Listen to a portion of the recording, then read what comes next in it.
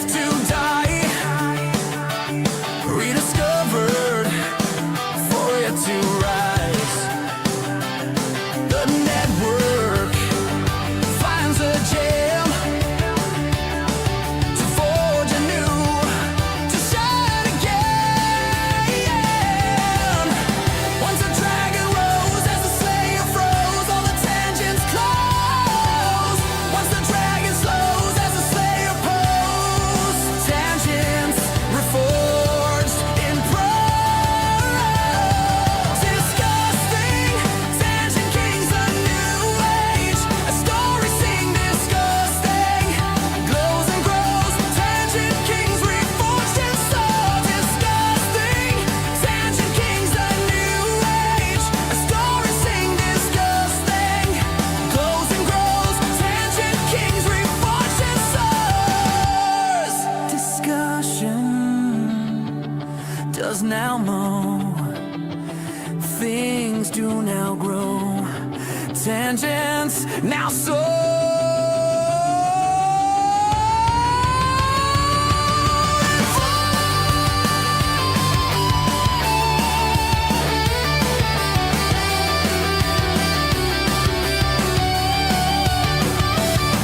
Disgusting, tangent kings, a new age. A story sing disgusting, glows and grows. Tangent kings reforged in soul. Disgusting, tangent kings, a new age. A story sing disgusting, glows and grows. Tangent kings reforged in souls. Yeah, reforged in souls.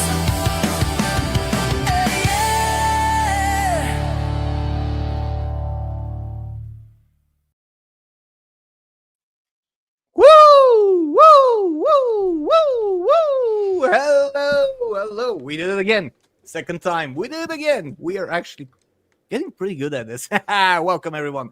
Welcome to DiscussThing's Tangent Kings episode 9. Because that's what the German says on a certain way. Ryan. It is good to have you here on this Monday after the clocks have changed. I say to hell with this, but okay, it's something that we have to still deal with. And I am joined by an amazing panel, ladies and gents, tonight. Amazing people are here. We have the dignified cartoon gentleman. We have Jace from Cancel This Podcast. We have Rogers from Country Time Pop. And our special guest with an amazing orange cat, by the way. Hello.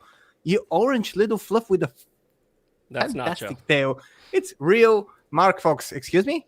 What's the name? His name is Nacho, Nacha. Oy. and he's looking for. I food. love cats. I have 4 cats, so yeah. And one of them is destroying my blinders currently, so Hey, everything is okay. Andreas, get off the white curtain. Welcome, everyone. Happy to have you here. And I also want to say thank you, and hello to all of the chat, to Yas, to the Finch King, to Ryan, to all the panelists that have written there, to Jeremiah Noyes, Iris Robles, Slay Every Game, Villerin. Hello. Thank you very much for coming here. Thank you very much for taking your time to be here, and hopefully you enjoy the show. And now, without any further delay, because we do have a lot to talk about today, I want to start with introducing the panel and basically them introducing themselves. And we're gonna start with the host, with the most dignified I love cat distractions. To the dignified cartoon gentleman goes the microphone. Hello, and how are you, good sir? I'm doing very well, ladies and gentlemen. The microphone is as close as possible to me. I am sitting down. I'm leaning back, and my head is leaned back.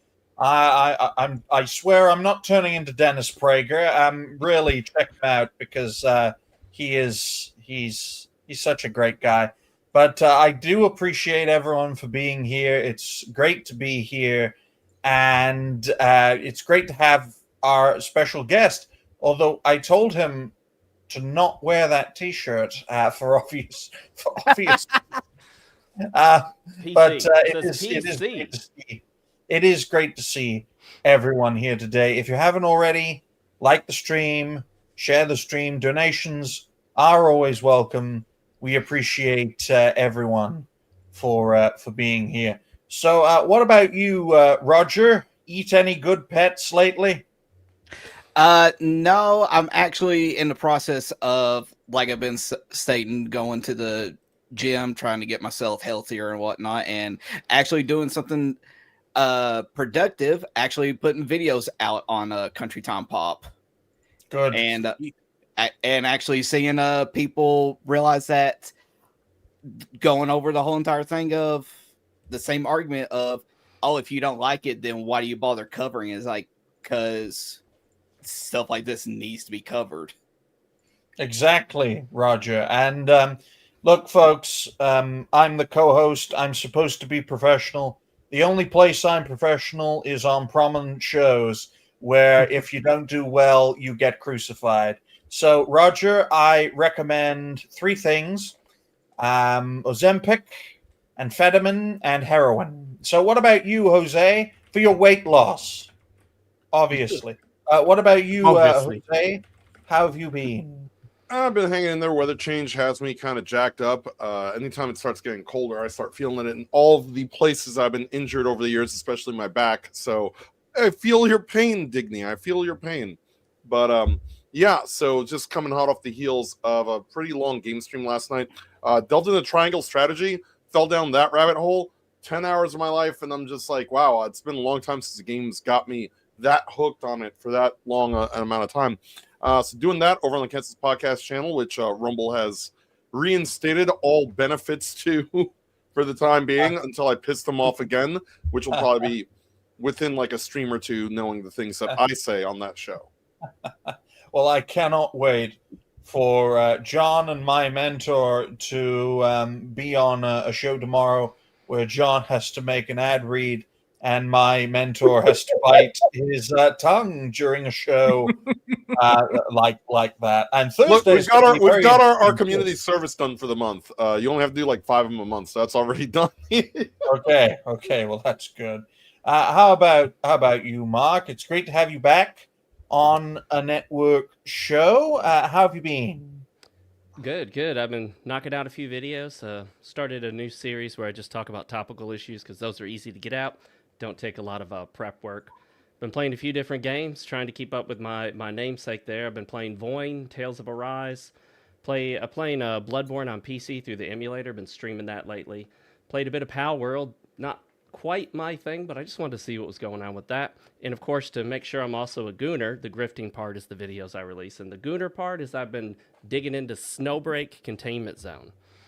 Oh, I heard a report from it wasn't Yellow Flash. It was the other one. It's a Gundam. There we go. Yes. I heard from It's a Gundam that if you put Gooner on the title of a video, then it will get suppressed from on the grapevine, as it were. Yep. And then Elzo came up with the term Gooner, spelt a little differently. I then gave that information to my mentor because nothing he makes is original. And then my mentor gave that to the bigot verse. So expect more Gooner, geeks and Gooners, to be more popular. But it is great to see everyone. Let's see who's in the chat, folks. Let's have a look. Let's check up on all you lads and ladettes. It's great to see Yasto. It's great to see. That's not Yasto. I'll get to you a little later, Finch King. It's great to see Yasto. It's great to see the Finch King. It's great to see Helzo, DiscussThing. It's great to see Jeremiah. I saw Jeremiah on Furious Dan's show, and I'm thinking to myself, Dan shouldn't call his show the Creative Freedom Revolution. He should call his show the Crazy Freedom Revolution, because his panel's going to be full of crazy people. It's good to see Roadkill. I hope you're doing well.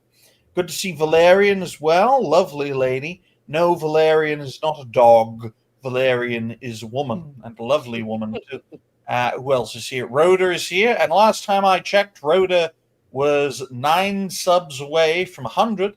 I was unsubbed from his channel, and so was Jose, which just goes to show, Rhoda, you're doing something right. You're getting suppressed. On both my channels too. On Oh, both damn. on both my accounts, they unsub me. So they're trying to hold a man down. They're trying to hold the white people down. It's quite clear that when the algorithm sees Rotor, they think it's another Nick Recader. So they're clearly trying to suppress him. Okay.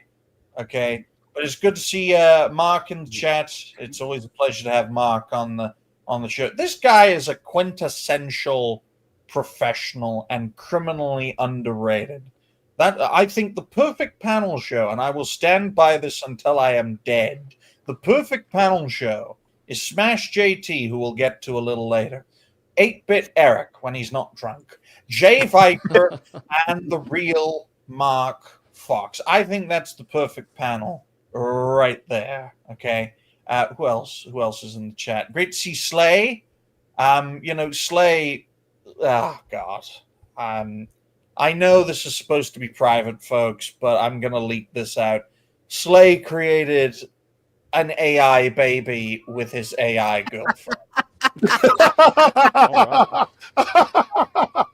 Well, he's just following the trend that we're going to discuss a little bit later. So you can't blame him. It's trendy to now have AI mothers. I'm well aware of that, but my mentor and I have been encouraging him to actually get his girlfriend pregnant, Shell's lovely lady, and for him to do something as, I'm going to say it, fucked up as this, is just so disheartening. Getting a clanker pregnant and then the clanker creates a clankette, that's not a good thing. That's Slay trying to get spared from the AI when it eventually takes over and kills us all. Yes, it is an ally. We're clanker allies. No, just to let everyone know, Clank I've been experiencing lower left back pain and lower left leg pain, which means the only way I can effectively sit down on a seat is fully back and fully reclined. That's why I'm further away from my microphone. I won't go into the details because I told these guys about it before the show, but the microphone is as close as possible to the mouth for which I speak. It's good to see a Ryan in the chat. We always need plenty of Ryans. If you're a Ryan, you are welcome here, just to let you all know. Who else is here? I think have we caught up with everyone? I also have Furious down here. Oh, Furious. No, wait. Great to see Jose from Cancel This Podcast. I hope you're doing well, my good man. Good to see Roger. It's good to see Roger. Hopefully when Roger gets thinner, folks, he won't lose all of his charm like Az. Who else is in the chat? I spent nearly a tenner on this new mouse and it's starting to mess up. I think it's the computer's fault. Or maybe I need a mouse pad. Is Furious Dan in the chat? It's the There AI. he is. It's attacking you. Well, It's Furious Slay's Dan, baby. Furious Dan, congratulations on your daughter joining the military. Thank you for her service, and fingers crossed the United States does not declare full-scale war against either Russia or China. Fingers crossed. Fingers crossed. I ain't defending no country I've never heard of. Most Americans can't find Taiwan or Ukraine on a map. But on that note, since we caught up with everyone, we're going to move. We're not going to move. Sorry, Jeremiah. I wasn't meant to do that. We're going to catch up. I think we caught up with the panel. We're going to go through the first topic. And all of our topics come courtesy of Helzo, because as a result of my back and leg issues, I can't really do much other than write down the timestamp and make it into a video. That I can do, but everything else is a bit more difficult. So we're just going to write that down for 16 minutes dead. And, Nice. Helzo, why don't you tell everyone what the first topic is? Well, the first topic is something that I think we're going to be discussing not only on this show, but a lot of people are going to continue discussing for a long time, because Oh, yes. it concerns Smash JT. And Smash JT is, as we all know, someone who is now very prominent in the community, in everything, because he's very into the things. He has a lot of coverage on a lot of very hot topics.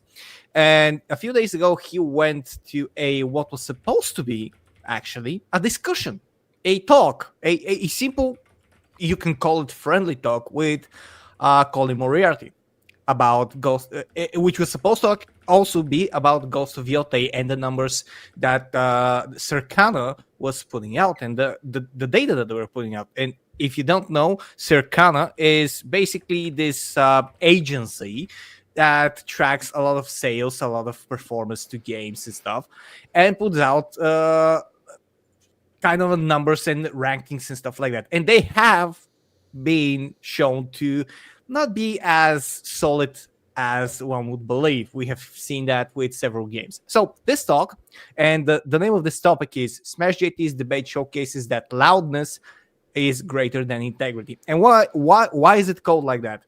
Because if you have watched that debate, it's a 48-minute discussion. If you have watched this, you see that it actually starts quite well. It starts with two intelligent people, and I'm not gonna say that Colin Moriarty is not an intelligent person. He is. He has at least coherent intelligence to defend his position to a point. But it quickly devolves into who is louder and who speaks faster. And that is something that, sadly, I will say this, Colin has Smash beat. Because if you have watched a lot of debates who are without a moderator, that don't have a moderator to give you, let's say, a timestamp, a time frame to say your piece, and then let the other person speak, as a lot of debates are performed nowadays, then you don't have any control. So you have people like me, let's say me and Jay start debating. At a certain point, tensions are going to heat up, especially if we have opposing viewpoints. And then, inevitably, as is human nature, it's going to be who is louder and who talks faster. Unless we stop ourselves. That didn't happen. Oh, it's, And at the end, I'll tell you this, Helzo. Sorry to interrupt, but a great combo for that sort of entertaining shouting match would be Jose from Cancel This Podcast against the Common Nerd. Once the Common Nerd is on the ball, man. Once he is, that's why I always leave him until last when we talk about things on Thursday, because he knows how to really bottle up the passion of this what we will be a nuclear. This will be a nuclear. Even if they agree. By the way, even if Jace and Cassidy's podcast agree, this would be a nuclear explosion. We've been on the same show, and it's been loud just because I have a strong opinion, he has a strong opinion. Even if it's the same opinion, it's always pretty powerful. Yeah. So we've been there already on that. Talk about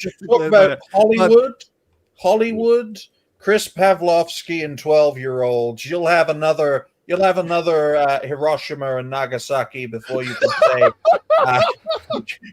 can say Quasimodo. But Helzo makes a fantastic point about this situation. I just Diggy, I wanna say something. Go ahead, go on. Because the debate ended, and this is the thing that really pissed me off. Because the goalpost, and I do hope, because English is not my first language, I do hope I'm using this terminology right. The goalpost was moved so much, and not by Smash, that the debate ended by trying to call out Smash JT about his videos, about the way he names his videos, because Colin went through a list of his videos, and started reading the titles, and we all know, we are all in this industry. We need good, strong titles. We need something to catch the eye. It's not just the thumbnails. You need something to entice interest, which someone might say it's clickbait, but it's only clickbait if the video is for something entirely different. If you only entice him with false pretense. Smash doesn't do that. Smash has interesting and sometimes very forward titles, but they're all connected to the topic. And Colin was actually trying to call out Smash that he's just doing clickbait. He's not playing games. He doesn't care about the games, and he cares about the drama. What I think that could have gone better is that the refutal could have been like, yes, drama is something prevalent in the gaming industry nowadays, and we all deal with discussing the drama in the gaming. Nobody wants the drama in the gaming industry. Nobody wants drama in gaming. We just want to play games. We do. And that's actually what Colin said. I just enjoy playing video games. So do we. But if we don't speak about it, if we don't speak about the increasing problems in the gaming industry, like Smash does, like me do, like I do, like we all do on this show, as we're doing now, gaming will be gone. It will be replaced by narrative talk. It will be replaced by cultist leftist propaganda. It will be replaced by Dustball. a shell of its. Yes, it will be replaced by Dustball, by Dragon Age the Veilguard, by Take Us North, by South of Midnight, and Concord. Concord. Yes, by those things. Yes, Wokebusters. Exactly. That's the So, Sweet Baby logo, if you didn't notice. Yes, it is. Yeah. It's I Yeah. do think, Sweet though, Baby Busters. also, Oh, that sounded that wrong. a great way to start off a discussion of this nature is to focus on the similarities between Smash JT. And folks, with a name like Smash JT, if you want to oppose him, there are so many terms: chill JT, soy JT, sucker JT, suck off JT, which is what a certain female wants to do. There are so many terms you can use to berate Smash, or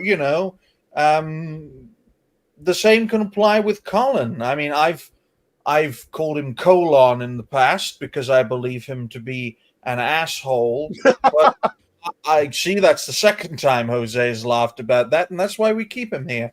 But I will point out that one thing that Smash JT and Colin Moriarty have in common is the fact, and it is a fact, that they were both once part of the gaming industry, very different parts of the gaming industry, and they were both thrown under the bus. In Colin's case, when he was exiled out of IGN. In Smash's case, when he was a games tester for Sony, if anyone can remember that, many moons ago. So they were both part of this greater ecosystem, which it's getting more valuable year on year, folks, but it really is constricting, especially in the West. Now, to give my perspective, and then we can get panel perspectives, of course, I always think discussions and debates like this are a waste of time. I've always believed that as a viewer and as a creator. My mentors always believed that as a viewer and as a creator. And we are one step closer to having a network pet show, ladies and gentlemen. We might even dedicate it all to cats at this point. They just want food. But the point of this is if you're going to have these discussions and debates, the one thing you should find is common ground to justify this.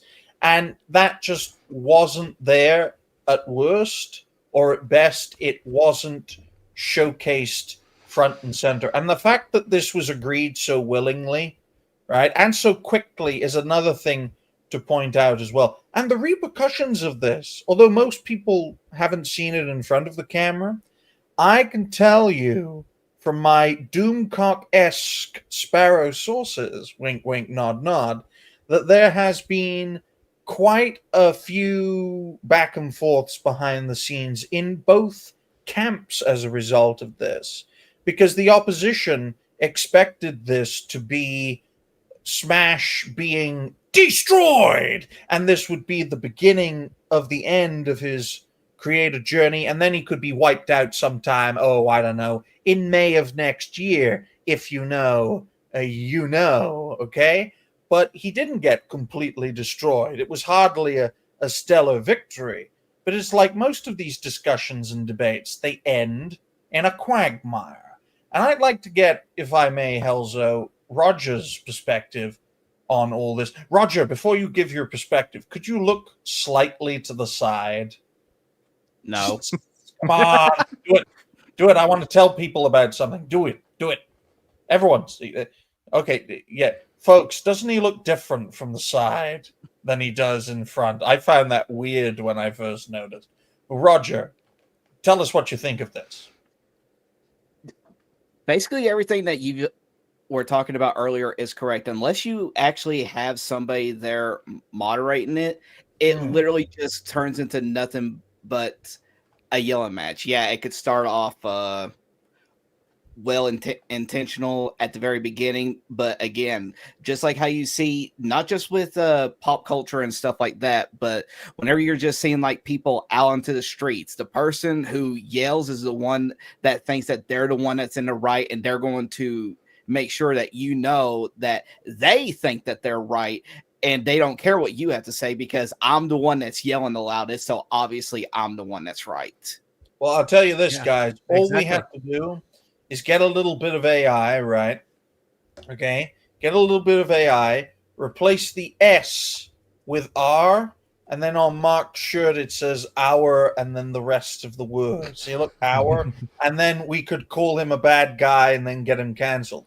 It's PC. literally not that hard to do now with the technology available. Okay. If you want to entirely undermine, too easy, if you ask me. yep, it is. But if you want to undermine Smash, if you want to have Smash derangement syndrome, my term, by the way, didn't steal it from anyone, then the thing to target is the fact that he's too good to be true, so he probably is, okay? No, you don't target Smash in the same way that you target Grums, or if you target Andy Pants, or if you target Hypno. You target creators by avoiding their strengths and targeting their weaknesses, ideally all of the time. And I think Smash's weakness, from my perspective, I've only talked to him once. My mentors talked to him many times. I think Smash's weakness is the fact that he's, even to this day, still too damn soft at doing what we do.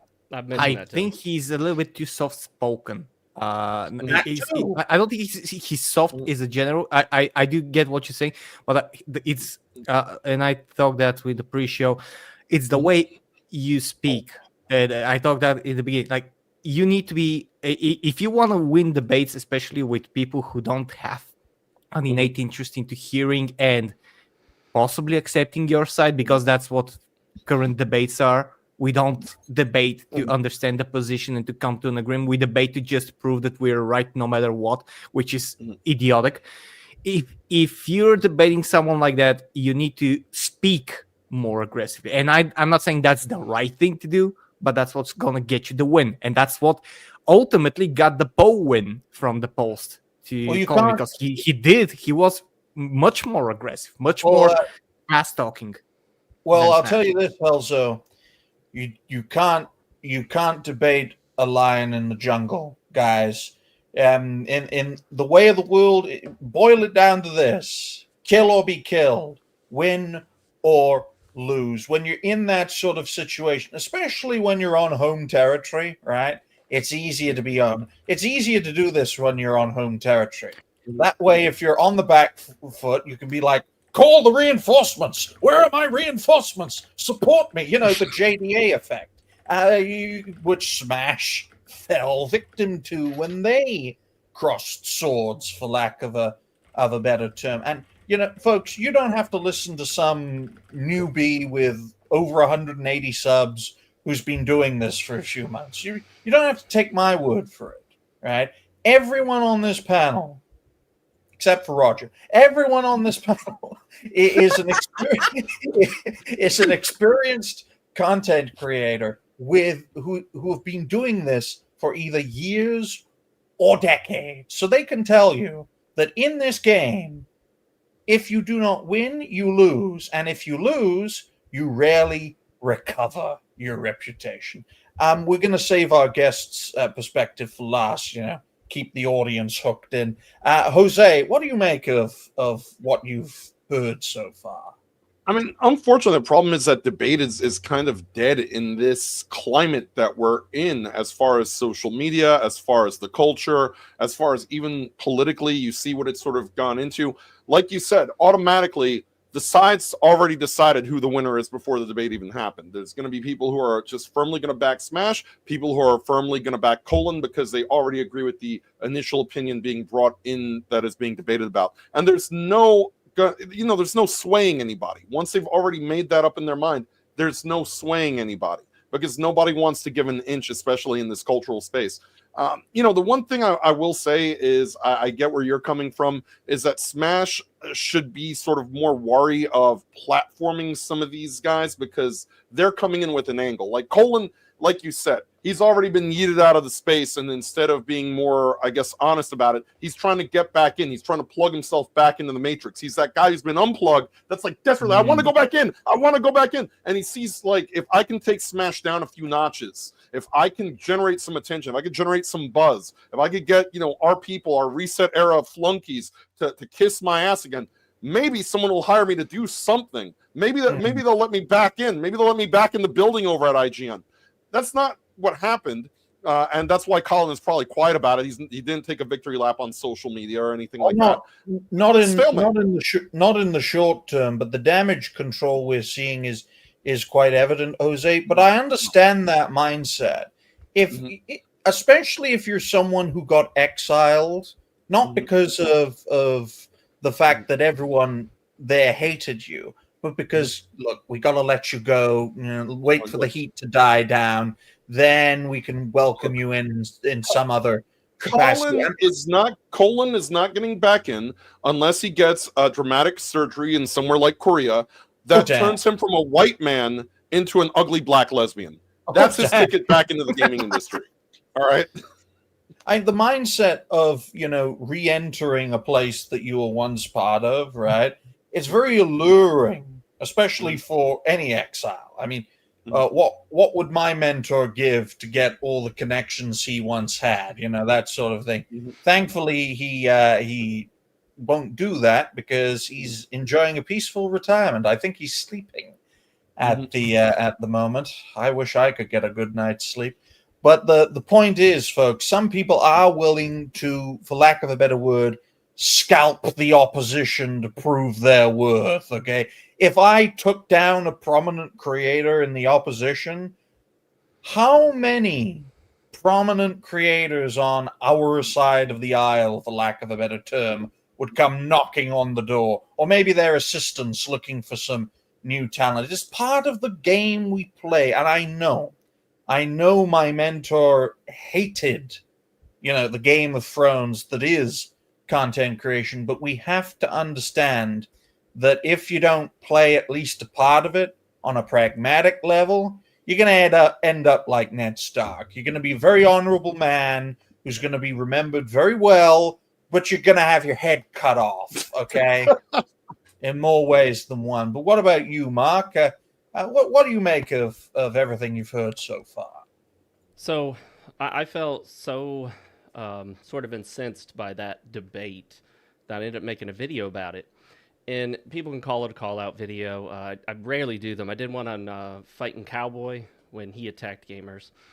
What I focused on, I don't really care about Ghost of Yotei sales. It doesn't affect my decision on the game. People love crappy things out there. Look at pop music. I mean, I think it's garbage, but millions and millions of people buy it. So I don't care what's popular. That doesn't tell me it's good. So all that aside, their Circana data aside, the biggest problem I had with Colin was how demeaning and condescending he was towards Smash. Smash continued to be polite. Smash continued to treat him as an equal. In the entire time, Colin was there treating Smash like Smash was an idiot who didn't understand anything. And at one point, Colin's even like, how do you not get this? Oh my gosh, you're so stupid, Smash. How come you're not as smart as I am? And it's impossible not to notice that whole debate, Colin repeated over and over again some of the same insults we hear from the left-wing woke crowd. He insinuated we don't like games with women. He insinuated we don't like games with black people. He attacked us on the basis that apparently we're gamers. That's a problem. He just repeated these woke insults that we hear from the woke crowd. And then when I addressed that in my tweets, which blew up a little bit on X, I noticed that the Colin fans came at me in the exact same way the Yep. woke crowd does. Yep.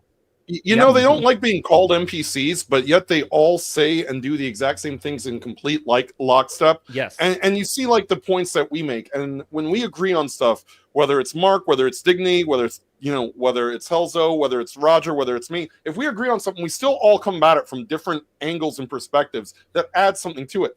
But the left will come at you from the exact same angle, the exact same way, the exact same time.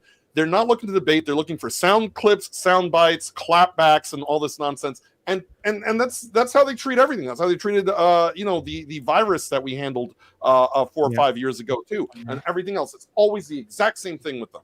That's because their Collective. narrative followers, they don't have a personal opinion. I actually today I had a very long back and forth with someone that I do not think that it's even worth mentioning, Onyx, regarding another one of the Smash topics, regarding which was also connected to this. The thing is that and Mark very well said in the chat that he's like entirely too nice. He's a nice person. Yes, he is, and he also caters to what I consider most sacred in these things: logic. Like, go about it logically. If someone else has a logical explanation for their part, accept it, because that's how you evolve, and that's his way of thinking. And I absolutely respect Smash for that. I've had several talks with him, and he's always like that. And that's something that I look forward to, because I personally am like that. And if we disagree on stuff, I'm not just gonna blindly disregard and insult you and tell you how don't you understand this or something. I'm going to accept your view, and if it's a different view, okay, we agree to disagree. That's the thing, and I've been saying this for far too long. The agree to disagree capability of humanity is vastly diminished. The more time we're on the internet, the more time it's happening, the more radical people become on every side. You just don't accept when someone has a different opinion because it doesn't connect with your reality. That's the worst thing that can happen to us as a species. Well, I know this sounds crazy, folks. Bear with me, right? You don't logically win a fist fight, okay? Especially when it's in the heat of the moment. Most of it's instinct, man. The blood's pumping, the energy's off the charts, and that's the mindset you've got to take, in my view, in situations like that, right? You come out swinging, you stand by what you say, whether it's right or wrong. That's why people don't apologize in this day and age, because if you apologize, right, you're weak. You're Show weak. weakness. You're weak. Yeah. The opposition will still come at you, and your own side will tear you apart. Exactly. Well, that's why, folks. That's why when I, as you know, just take my word as a 180 plus sub creator who's only been doing this for a few months. But if I were in Smash's position, right, especially on home turf, right, you come out swinging, and if you're on the back foot, you call for reinforcements. It's called a culture war for a reason. Yeah, because that's what they'll do. They brought their guys and had them all infiltrate his chat room. And that's the thing. This wasn't supposed to be like that. It was supposed to be a discussion, a friendly discussion, actually. And he invited him with the greatest intentions. And the thing is that, and I understand, Digny, where you're coming from on that. However, if we start to be just like that, like them, then we're no better than them. And I know, you can say Smash lost this one based on the poll, based on how a lot of people are screeching over, oh, look at how dumb Smash is and stuff like that.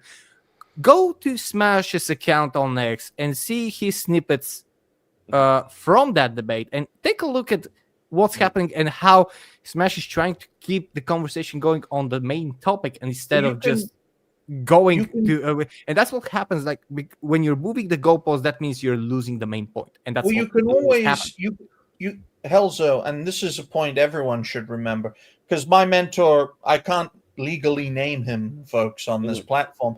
Everyone who's in the know knows. If you're not in the know, you can't know. Let's just put it that way, folks. My mentor taught me everything I know about content creation, and he told me a lot about Smash.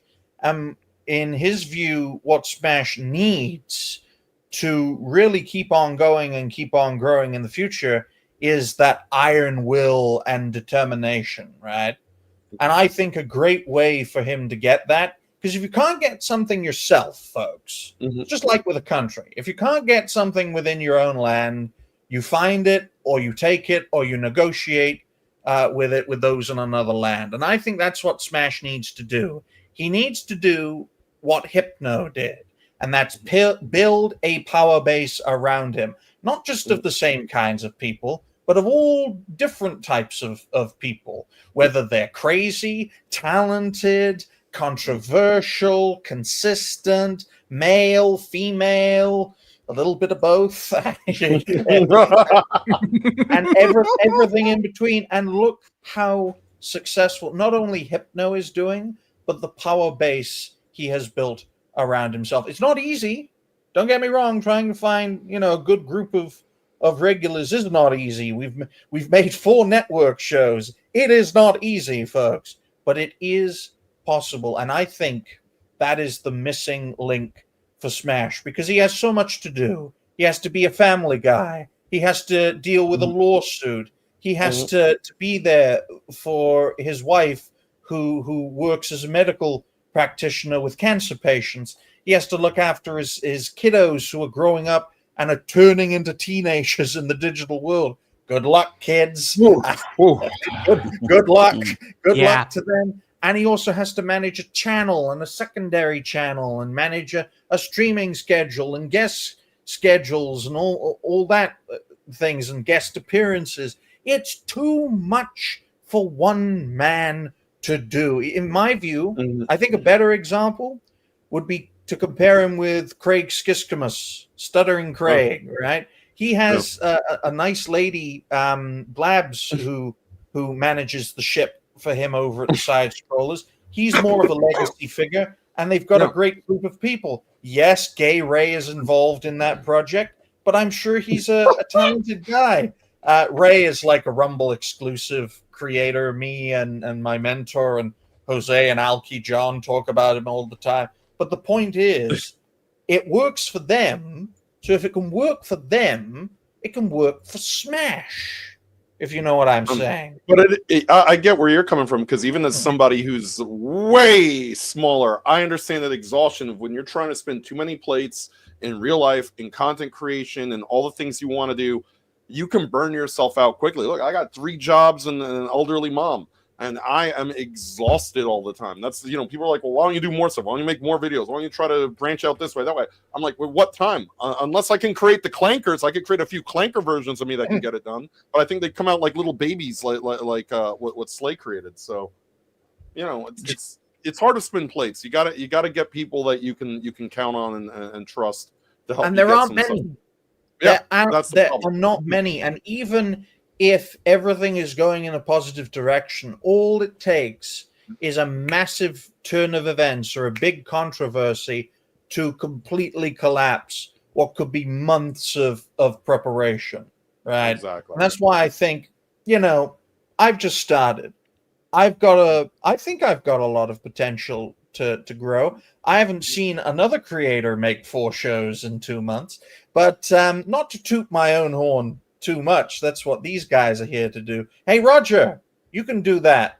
You can climb the greasy pole that way by constantly saying how great I am. But the point is, folks, the more prominent you get, the less likely you can stay a one-man band, because it will eventually completely overwhelm you. Look at Asmongold. Look at all the people who work with him behind the scenes to make sure he gets the clips, he gets the links. He's more of a legacy figure, right? Who leads from the front, but doesn't manage the entire operation, right? And that's one example. But you will find the vast majority of creators who are prominent creators and up. That's 100K subs and up on YouTube. It's not just them. Quartering's a great example too. Yeah, the quartering as well, although it's a bit shaky. But it's not just them. It's also a team of people. Some you see on camera, some you don't. And that's why I'm very grateful to all the mods in the chat. Now we're going to get Roger's thoughts because he looks depressed.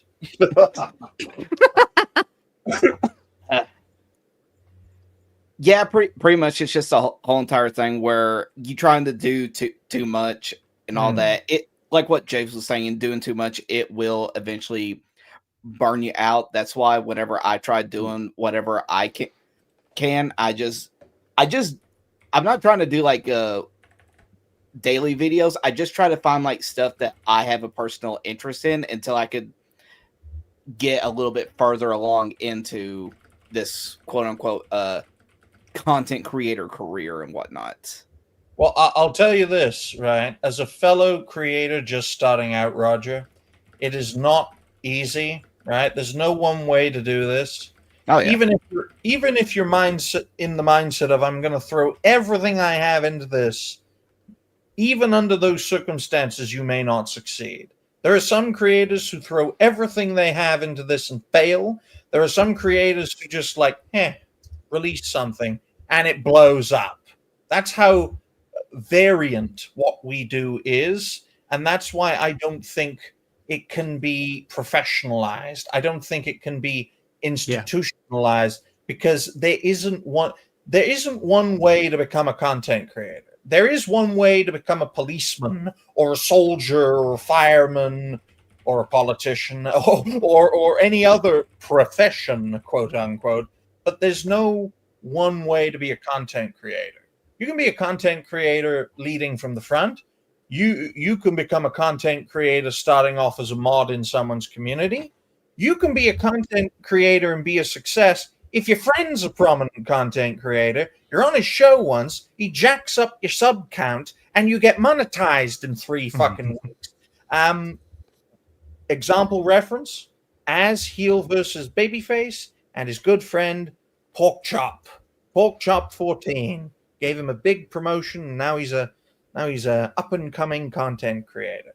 So for me, when I think of Smash JT versus Colin Moriarty, I think to myself, Smash, you have the makings to be a vanguard leader in this movement, but every great leader has to have 2 things: the iron will to succeed, and for lack of a better term, the killer instinct to do what must be done to win. No, you're saying it to him directly because he's here.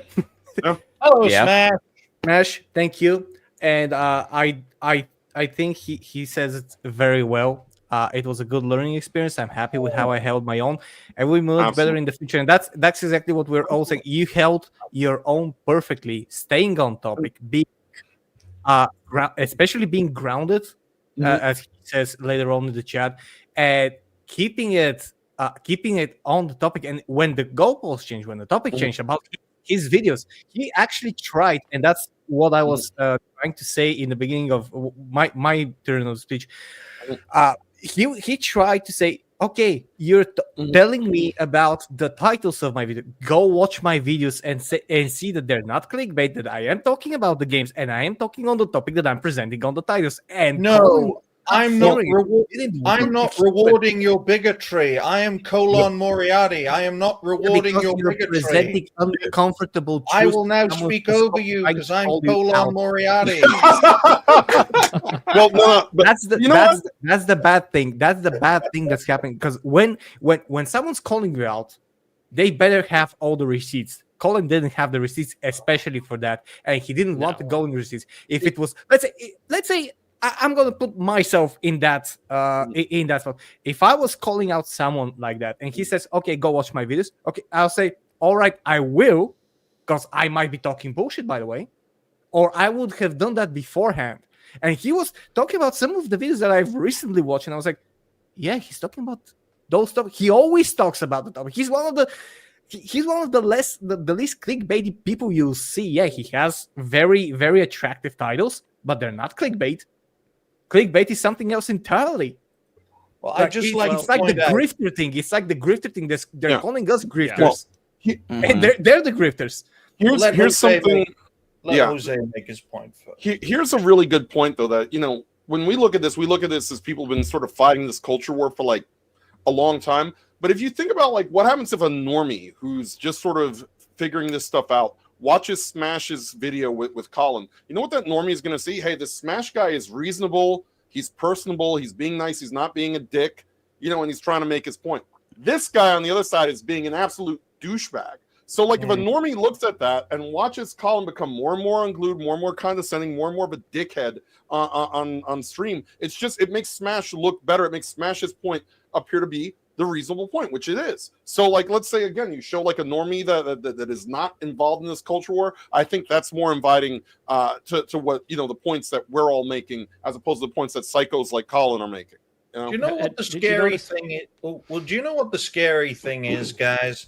And yes, this topic is getting long in the tooth, but it's something that we need to discuss in thorough, because this needs to be showcased as much as possible. Because if this is not not intercepted, but it is not, if it's not out there in the clear, it's gonna entice a lot more people to use the same kind of. I'll tell you this, Helzo, right? And do a lot of abhorrent things. One thing the opposition don't do, right, that our side does, because I like making things black and white. It's easier to read the world in black and white. Just read a bit of Tolkien and you'll know what I mean. Okay? But one thing the opposition don't do that we do, right, and it's kind of scary, right? What we do is pretty scary. And that's prominent creators watching up-and-coming creators, established creators, or just creators like myself, Roger, who are just starting out, right? That is something the opposition do not do, because it's a command and control structure that works like a pyramid, okay? Because they are of the mindset of, why should I, as a hundreds of thousands of sub creator, look to this fucking no one with 180 subs and give a flying fuck? You know how many have to say? You know how many times a leftist goes, "Well, your opinion's on Rumble, so it doesn't count." Exactly. They don't have allegiances. They don't have. They don't have clear loyalties.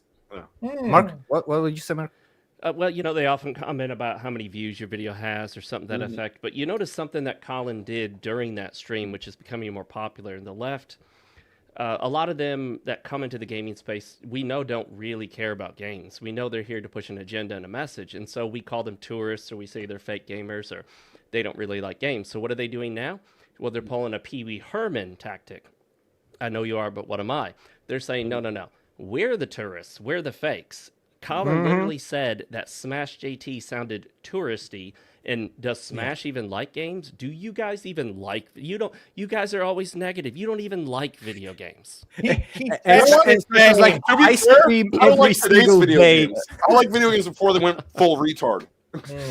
Well, that's the thing is, as Bash said, I stream every single day on my channel publicly. Exactly. I talk about video games in almost all of my videos, even though I focus precisely. There's a lot of drama to focus about, and he's promoting video games. He actually mentions something like Expedition 33 every other video, because it is now an example of a great game in 2025. They only he doesn't listen. He doesn't listen, and Colin doesn't listen. Yeah. Well, the funny thing about it is also that if Smash finds the time to game, he's got a lot of stuff. He's got kids, he's got a wife, he's got a life. Look, I know it. I got 3 freaking jobs outside of here. The only time I game is late at night usually, because it's the only time I'm left the hell alone. Sometimes and some days you may not get to because you're too busy. It doesn't mean I'm not a gamer anymore just because I don't play every single minute of every single waking hour of every single day. And I'm telling you this. I was fortunate enough to have a life, a girlfriend. They're not doing it as well. They're also not doing it, but they're calling you out for not doing it. You know what else happens? If you release a video talking about, hey, I'm playing this game and I love it, here's the reason I like it, it's not going to get the views of that video that criticizes Dragon Age Veilguard or points out the wokeness in Halo. It just doesn't get the views. So you learn not to do that. And I just like to point out that the network is one of the few creator communities that have actually had game devs on our show.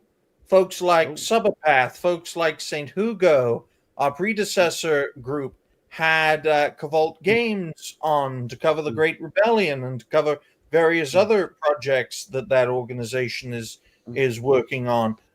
Not only do we just play games and stream them for our respective audiences, ourselves or our predecessors, which is, who we were before, because, two creators here relaunched their channels. I'm not going to tell you who, but two of them did. And we also take it a step further and bring on people who are trying their best to be the change that they want to see from all over the world, be it America, Germany, whatever's left of Iraq, all sorts of countries, okay? Imagine an Iraqi game dev that isn't just America bad. But I will make this clear right here, right now. We live and learn, we move forward, we press forward, we showcase the fact that Colon and his supporters, most of which are ankle biters, they have Smash derangement syndrome, and that is something that needs to be pushed forward, right? It's ideological endangerment, it is derangement, and I'm of the view, because Jose mentioned this a little earlier, about both sides claiming victory before the battle starts. You have to have that mindset, unfortunately, because the middling moderates who try to sit on the fence so long that they become the damn fence, give the opposition the benefit of the doubt, then we're fucked and gone, and they're the last to be eaten by the tiger or the crocodile or whatever Winston Churchill used as a euphemism for appeasement. You cannot appease a tiger when your head is in its mouth. This is true. True. So on that note, because we do have a... How you do that?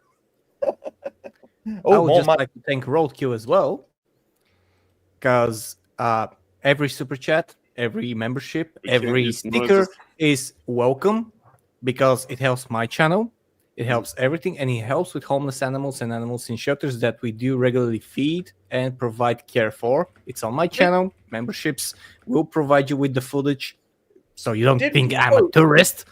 Did we quote Smash's comment when we got to it, or did we just reference We it? did. I actually good. commented on what he commented as well. Well, thank you to Roadkill for the nearly $10 donation. That takes it up to nearly $20, saying, quote, so if we can't use Noise's house for Creator House meetup, can we use Smash JT's? Well, the answer is no.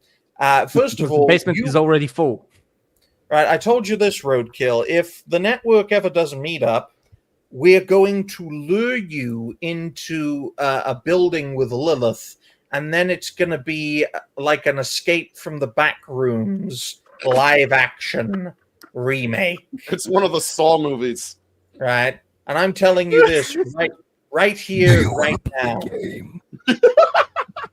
If my mentor considers someone too radioactive when he is considered too radioactive for certain people in our space, it's fucking radioactive. So no, we're not doing a meetup, okay? We talked about this. I know you're looking for a new woman, but I'm not sending you Lilith. So on that note, thank you for your donation. Thank you, man. Okay, what's the second topic? We'll write it down for an hour.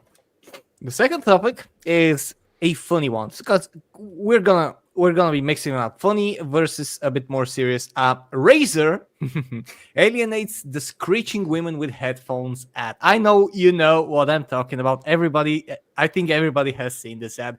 I don't really know how to feel about this, and what is the more stupid thing. First of all, that PC Gamer actually had the I don't know if it's the audacity or the stupidity to title a article, and I'm going to read it to you. I'm not going to show it because we're not going to read the ad. Razer thoughtlessly alienates half its audience, half, very, very prominent word there, half its audience with ads showing a man blocking out a woman's yapping, in quote marks, with its latest headset. And on that note, before I continue, I know that you know what I'm talking about, I do want to share this. I do want to share it because maybe someone hasn't. Sorry. Well, a picture Okay. tells 1,000 words. There it is. This is the this is the TikTok post. I literally haven't even talked to this girl for a whole year. I literally don't know why you're still trying to like.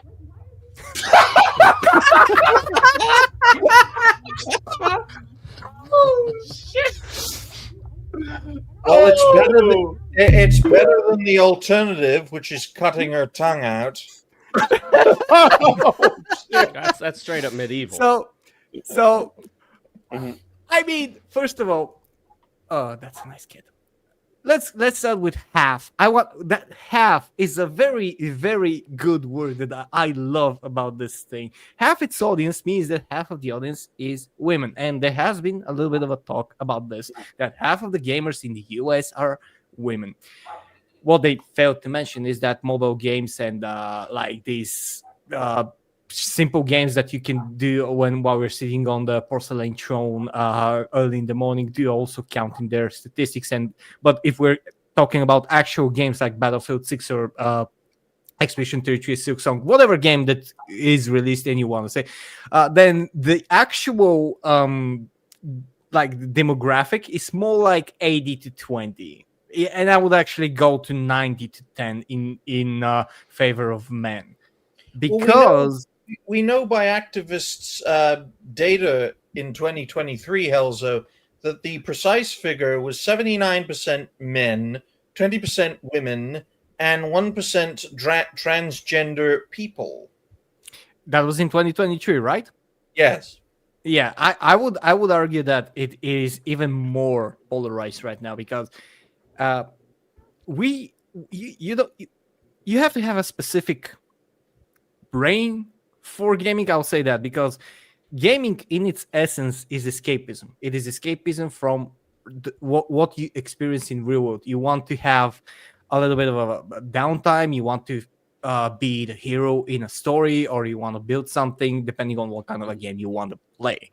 And that is biologically, if I may say so, reserved for people who do that, who do a lot of things like that in the real world and just want to wind down and take some more control and remove themselves from all the decisions in the world. This is, and this type of escapism is not unique to games. You have everything that you do, whether that's playing some instrument, listening to music, watching a movie, reading a book, engaging in anything creatively or something that removes you from the real world is escapism. And gaming, with its overflowing plethora of games that engage in combat, engage in some activities that are fast-paced thinking or something like that, they're reserved for people who have that interest. And let's say I'm not seeing a lot of women playing Battlefield 6, all right?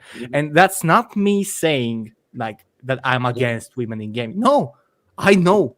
We actually have one of the hosts in one of the shows who is a gamer, the 40K Empress. She's an amazing gamer. She has been a gamer ever since she was much younger than she is now, like for 10, 15 years. I have her first game was Tetris. Yeah. And I welcome everyone who wants to experience gaming, but we know that we as men, we can have a little bit more of a narrow thinking towards just enjoying the game instead of thinking about other stuff. And PC Gamer just going to alienates half itself. No, it doesn't. It actually, the ad, as funny as the ad and the clip is, it actually shows you that a man, someone who is a gamer, wants to have a little bit of downtime from all that, for lack of a better word, and I am quoting the article, yapping from the real world. He just wants an escape. And Razer actually provides a very high quality product. That this is going to sell a lot. It's going to sell a lot. They just not have a Hispanic mom, man. What they just showed is my entire life. All right, they might have tested it on Hispanic moms. Hey, Jose, is that why you had to turn your mic off and your camera off so you put your 73-year-old mother back to sleep? No. That was just to take care of the yapping Shih Tzu in the background. I don't know if you guys could hear him, but he was driving me No, crazy. did. He's like psychological torture. Nah, Jason's biggest concern when it came to his mom was whether or not if he didn't immediately respond to her getting a chalanka slammed yeah. right to his man. head. The sleeper of I death. will. There we Yeah, go. I will Classic. point out though, in regards to this this situation, folks, that innovation in gaming is going to align with the PC market if it is ever going to survive long term. It theoretically could Master align. Race. I know. It could theoretically align with mobile gaming, but it would have to connect with VR. And with Apple, I think it was Apple, recently decommissioning the Apple Vision Pro, because it's a fantastic piece of technology, folks. But I was amazed such a thing was commercially viable. And it turns out it wasn't. It was probably about 5 years to imagine the iPhone in 2002. That is the Apple Vision Pro, right? It's a fantastic piece of technology, but the market isn't there for it, and it's still too expensive. Okay, and that glass can be pretty heavy too. So the future of technology and developments in gaming hardware and software are going to align with the PC market. It's not going to align with consoles, right? Sony ponies are the last men standing on that mountain. Mobile gaming is just, we have all this money, but we don't know what to do with it. Let's just give it all to China or some other country. So it's PC where things need to go. So I think what Razer is doing is fantastic because we know what PC users are like. We know we have a clear record, right, with Steam going back 20 years. Yes, the company is a bit overdue for a bit of change, and it's going to happen. People do still die. As of the making of this live stream, who knows? 30 years in the future, we'll have a cure for death or something. I don't know. I have to you put that as a prefix. Roger certainly needs it. But I will make it clear right here, right now. I think this advert was fantastic. It annoyed the right people, and we need more of that sentiment, right? The Yes, future of yes. PC gaming cannot be in the hands of Epic, okay? It is either Steam, only Steam and Epic have the biggest hands to keep PC gaming from just collapsing. Sorry, guys, GOG simply isn't big enough, and all the others that I don't know about aren't big enough either, right? Epic has got some real sketchy issues, especially with all the foreign influence, outside the West that Epic has. So we've got to do our best to keep things aligned with Steam, even though they are overdue, for lack of a better word, regime change. And Nintendo's gone through a regime change, and their new CEO is a female lawyer. So that doesn't bode well for Steam. I know Valve is a completely different company, guys, but we have to consider from the NES to the Switch 2, largely the same people throughout that entire era, and that's come to an end now.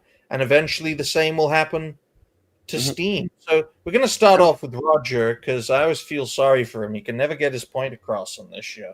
Roger, what do you make of everything you've seen and heard so far? Well, the first thing that immediately popped in my head was like the thing that reminded me of that commercial was like, if anybody remembers that TikTok of like the boyfriend, the girlfriend taking her time to not get anything done. He just goes on and turns the PS5 controller on. She's instantly ready. Yep. That's kind of like one thing that reminds me of, but it's also just another thing that this whole entire this whole claim about 50% of gamers being females. The thing about that is though is the fact that men and women's brains are vastly programmed completely differently from one another, and Sexist. the way that yeah, I know, I don't care. Sorry, I had to say that for the algorithm's sake. But yeah,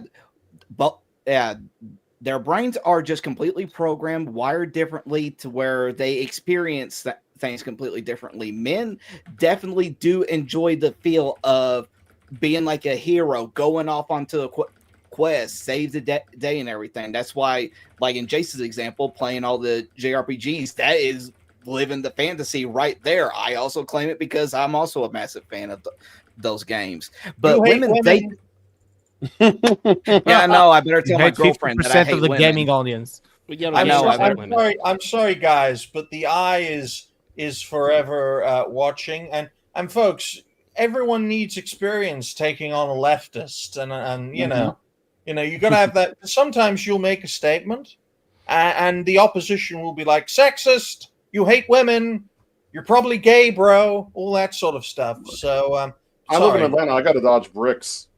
Oh, I get the real-time leftist dodging in. Oh yeah, Mark, did you know Atreus threw a brick at Jose? I didn't know that, but that's kind of cool. Yeah, His hat got in the way of hitting the target. Kata couldn't throw the brick. He's only 5'5". But Roger, you were saying He was riding it. Oh damn! But yeah, like just for another example, like my girlfriend, she much prefers like reading books because she likes the whole entire idea of imagining all of the stuff that goes on in the books. Granted, some of the books that she reads, I don't care too much 50 for. She Shades wants of to Grey. read that. No, she desperately wants to read that bull milk farming. Yeah. book. No. Better. Tell her, read 50 Shades of Grey. Don't read that. Don't. Never. I just tagged Mark with that the other day. She says she says 50 Shades is too soft for her. I'm sorry to say, guys, Roger, but I stopped think you're in believing a Roger. Very interesting dynamic in your relationship. I know. Guys, settle down. I know I said, you can't be logical during a fist fight, but for once, let's use a bit of logic. I stopped believing Roger the moment he said he had a girlfriend. Oh, I've had her for almost a year now, damn it. Can she fit on the camera? She's not on the camera, in frame. She's not because she doesn't want to get her face out there, although she is a published author. Oh, I didn't want to see her face. I wanted to see her body, but like Jose's mother. But the point is, I'm sorry for dogpiling on Roger, folks, but it's all good. I find it funny, and the algorithm needs to be appeased for obvious reasons. Just don't forget, like the stream, share the stream. Donations are always welcome. And imagine what I'd be like if my back and leg weren't in pain. I'd be far more dangerous, wouldn't I?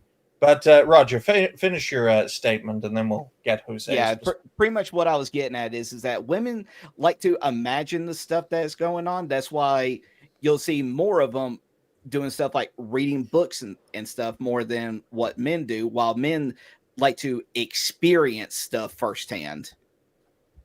That's why vast majority of gamers are going in there and playing this stuff, because they want to experience all the stuff that is going on in it. Because it's not preventing a woman from going in and playing something like Battlefield and whatnot, but just don't be surprised that the ones that are playing it are in fact the men, because they want to experience that kind of a thrill that game provides.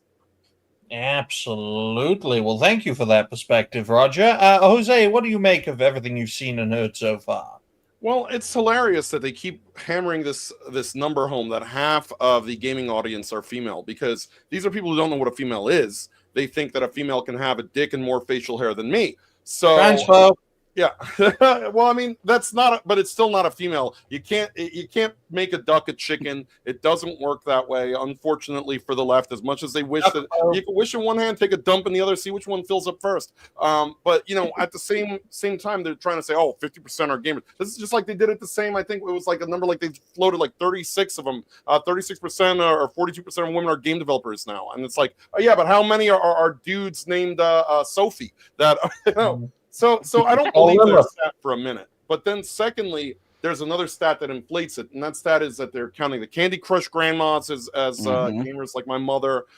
Look, my girlfriend plays video games. It doesn't make her a gamer. She's not like into the culture. She'll play Mario 3 or Sonic the Hedgehog or Aladdin if she's like bored, or maybe at best, maybe the most hardcore thing that she plays that is gamer in spirit is Animal Crossing. That does not make her a gamer.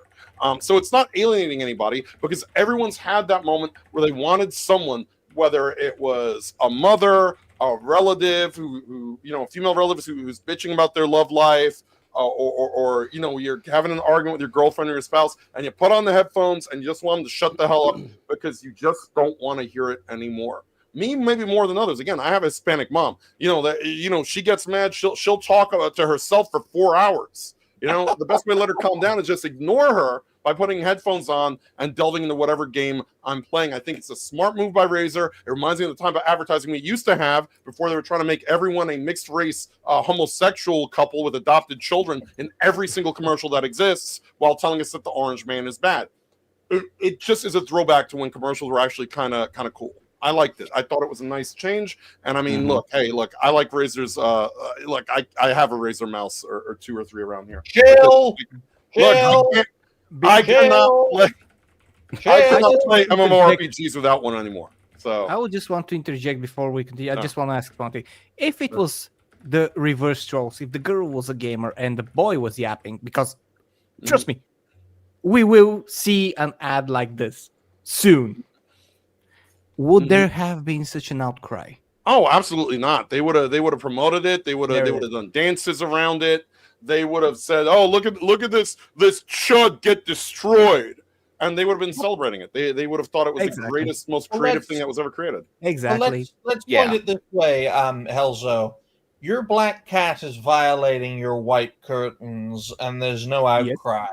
But if your white cat was tearing down black curtains, that would. I would be banned. I would be banned from the internet immediately after the first strike.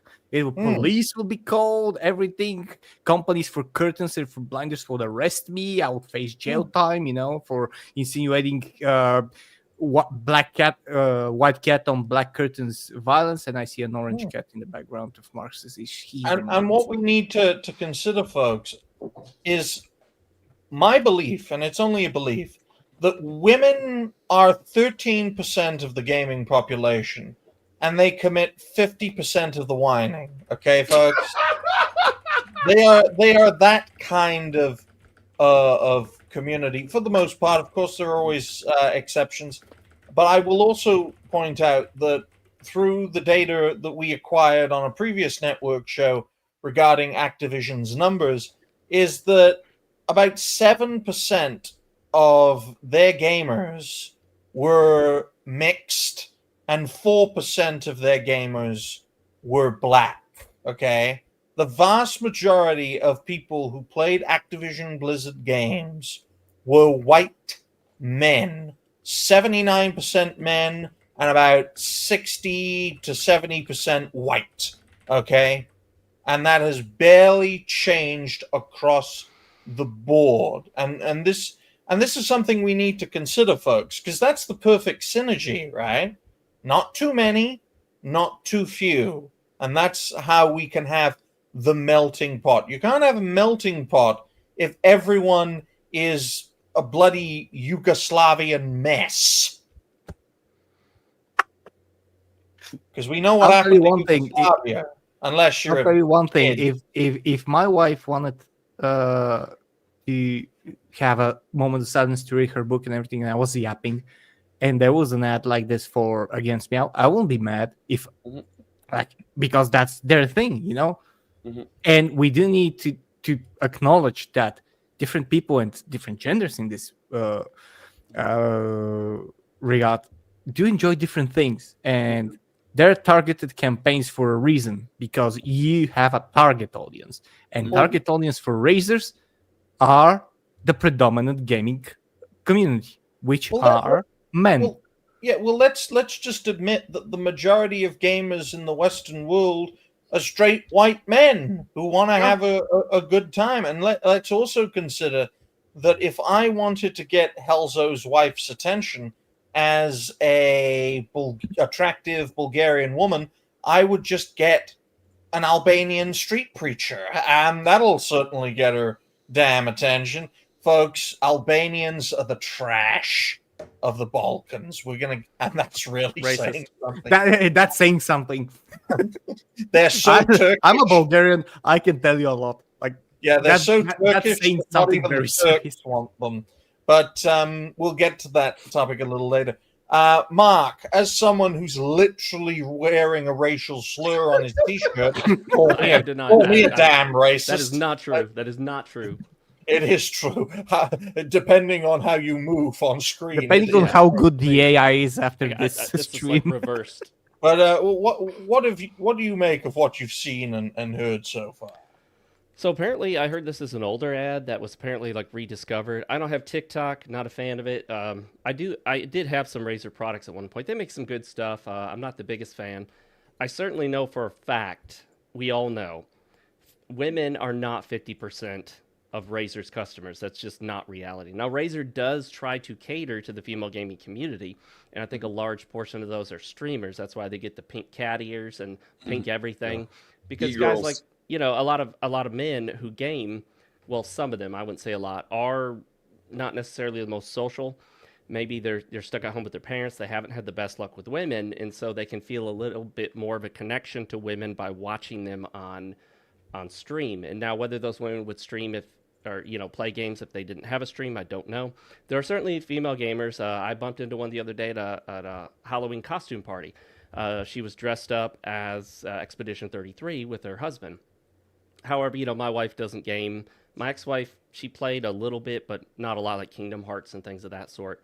I've never had a wife or girlfriend that was a constant nag, so I don't directly associate it with it, but I know a lot of guys, especially at work, would stay late just to not go home to deal with their wives.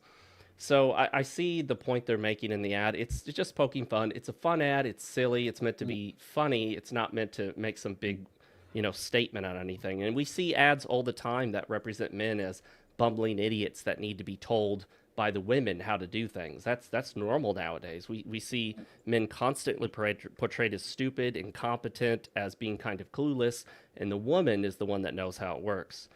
Funny enough, they used to do that with cleaning products. The man would be there trying to do something. The woman would come along and be like, no, you got to use this new product from this brand, and let me show you how to clean this thing. I'm like, I feel like they should call that one sexist. But we all know for a fact, you could just look around, you can talk to people.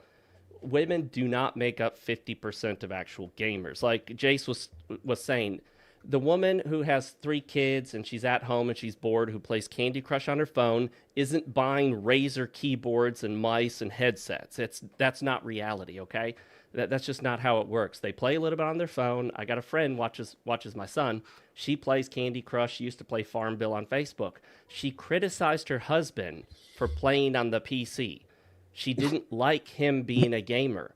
She would outright deny she's a gamer because she's not. She just plays a few little puzzle games here and there. Well, she knows she's not a gamer. Well, that's the inner contradiction / paradox of the industry now. Is that the most financially rewarding parts of the industry undeniably are in mobile gaming, which is fundamentally filled with not just non-gamers but anti-gamers, folks. And if you look at this, from a purely financial perspective, as an investor or as a shareholder, I don't want to invest in Sandfall. I certainly don't want to invest in Ubisoft. I want to invest in King, Activision Blizzard King, Microsoft, because I know Microsoft will ruin every game they touch except for Candy Crush. People will never stop playing that game. They won't.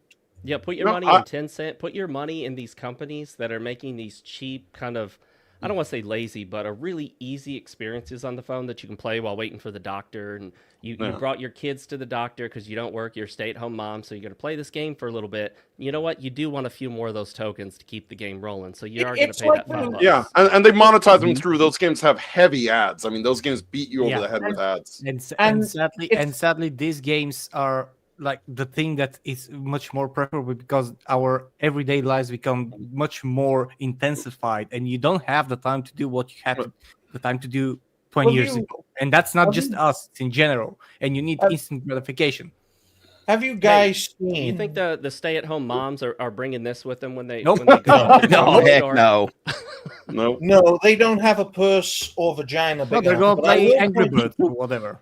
I will point out, and if you guys have noticed this, on YouTube they have a game section, right, where you can make YouTube games, and Netflix some too. of them, Yeah, some of Netflix. them can be very addicting. And if they had an advertising system, in between, levels or achievements, then YouTube could gain a lot of financial ads through that. Now they haven't done it Yeah. yet. They probably should if they care about the damn money. And this is the problem now, because PC gaming, it may be where it's at for top quality games, but if the last 10 years have proved us anything, making the best games doesn't mean you'll get the most profits. I mean, look at No. Telltale. Telltale's a fantastic example of this. I don't know a single Telltale game that was bad. All of them were damn good. But the Mhm. simple fact of the matter is, they invested too much, they grew too quickly, and their games, as great as they were, and all of them were, for the most Mhm. part, there were a few exceptions, but there wasn't a bad Telltale game. I think we can all agree on that. Yeah. Yep. But they lost finances, they got into big debt, and then they bled out and died. Thankfully, Meanwhile, they- on the flip side, Digny, look at Square Enix with the what's that game called? The dumb game Life is Strange, which is a similar, sort of, flavor of the game like Telltale does, but they have enough money to float that infinitely. The big company, it's a mediocre game. It's a worse game. It's not better than Telltale games, but it's still and around. that's why I think, folks, whether we like it or not, I think every games company should have a mobile gaming division, because financially speaking, it's where things are at, and the money that is raised from mobile games can then be used to create great games that may not raise as much financial resources. And you know what? One thing is that a lot of people don't think about. I lived in Japan for a while. There are a lot of countries where people really can't afford to buy a console system, or because of the living arrangements, you just can't set it up. You have one TV in the house. There's a lot of people that live there. You're away from home for nearly the entire day. So what are you going to game on? It's your phone. Yeah. It's a de facto gaming platform. And Japan, they spend a lot of time commuting, so they're using the phone even more often. And you see how it is in Japan. They're usually just sort of delving in their phones, and they're very quiet, unlike over here in the United States, where They're beating each other up. Well, it's even worse. It's funny how Mark brings up Japan. It's even worse in South Korea. Now, folks may be wondering, well, Digny, why does North Korea still exist? Digny, why? Because South Korea fucking exists. You think it's a country of all sunshine and rainbows? It's got one of the highest suicide rates. Sorry to say it with such distinction, in the world. if I had to Okay? deal Hey, with K-pop that much, I would be the same way. Roadkill's pointing out your pronunciation of South Korea there. Yes, South Korea. Because Career. it's not Korea, it's South Korea, right? In Yes. fact, here's a fun fact for you guys. And I'm going to say it again. Sorry, all-seeing Sauron eye of YouTube. South Korea has a higher suicide rate than North Korea Wow. I've learned the because of K-pop. the fact, Well, especially yeah, because North Korea has a bigger kill rate. No, Helzo, it's because North Korea fiddled the figures, but I take your point. The point is, though, Seoul is a cyberpunk 2077-esque dystopian city. Their working conditions are insane. Their work hours are nuts. It's I know similar to everyone... Japan. They I pressure know- everyone to put everything into their career, into their Exactly. success rate at that. And if you fail to pass the university test that you need to get into that career that your family needs you to get into, in Japan, some of those students they off themselves if they fail. And this is the thing. That's why they people have need- friendship pillows. That's why they have rentable girlfriends. That's why they have the worst demographic. Like they have such a great demographic crisis. Oh, But, yeah. but at the same time, At the same time, countries like Japan are like 50 years ahead of us in technologically. Well, you're seeing In a lot of aspects, like automation, robotics, stuff like that. But it's Well, at the cost of their nation. Yeah, And that is- exactly. and that is the problem, folks, right? And that is what I like to bring up Korea, because everyone calls it Korea. It's not bloody Korea. There are two Koreas, okay? Right. In terms of population, and sorry to get off the topic, because in regards to technology, it's basically PC versus mobile gaming. And if you look at the money, mobile gaming's gonna win. But if you look at the two Koreas from a population sense, yes, South Korea has double North Korea's population, but South Korea's demographic rate is 0.6 children per family. And in Yeah, you know North what? Korea, it's You know about what one of the reasons for that is? 1.2. It's a big problem in Japan too. It's that you're in these big cities, you are surrounded by people everywhere, and you've never been lonelier in your life. Exactly. And this is a big problem, folks. I mean, if there's one thing I'd love for the network to bang on about every single show, would be talking about the ultimate problem, and that's the population problem.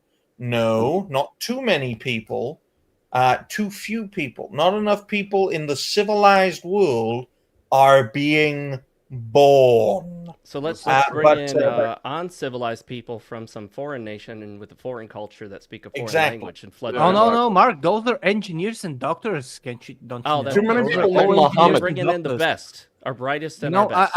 I was talking with my wife today because she likes to watch these TV series like Special Unit, the crime news. They see that they run for 20 seasons on That's TVs, for you. and we have them here. They're actually quite nice sometimes.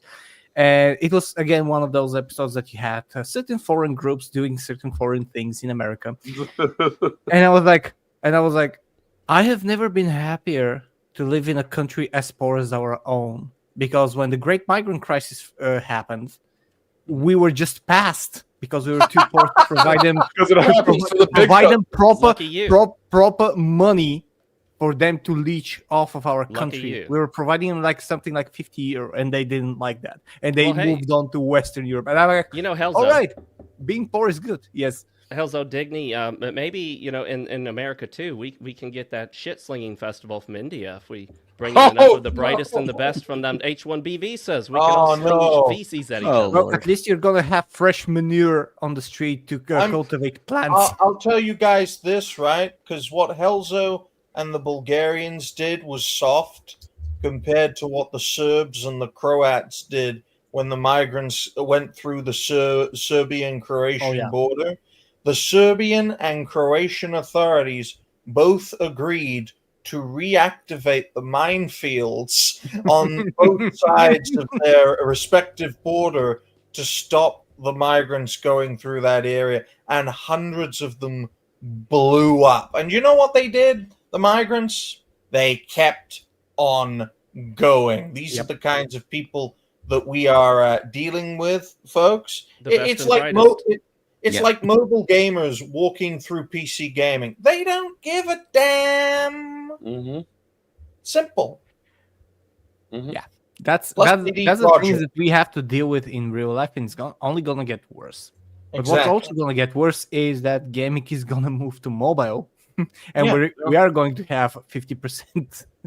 Yeah, No, and but it's an like RPG that gamer. is- It already has in a couple ways. Some Square Enix games are strictly mobile. Some of Konami's Suikoden games are going to be strictly mobile. Gotcha. So you I are think- going to see more of this. I'm actually I on the point that once VR is Yes. perfected, this is what's going to dominate everything. Because And that's why- nothing will be better than just sitting on a train, putting on a headset, and removing yourself from everyone else visually. And Completely having no idea who for- attacked you.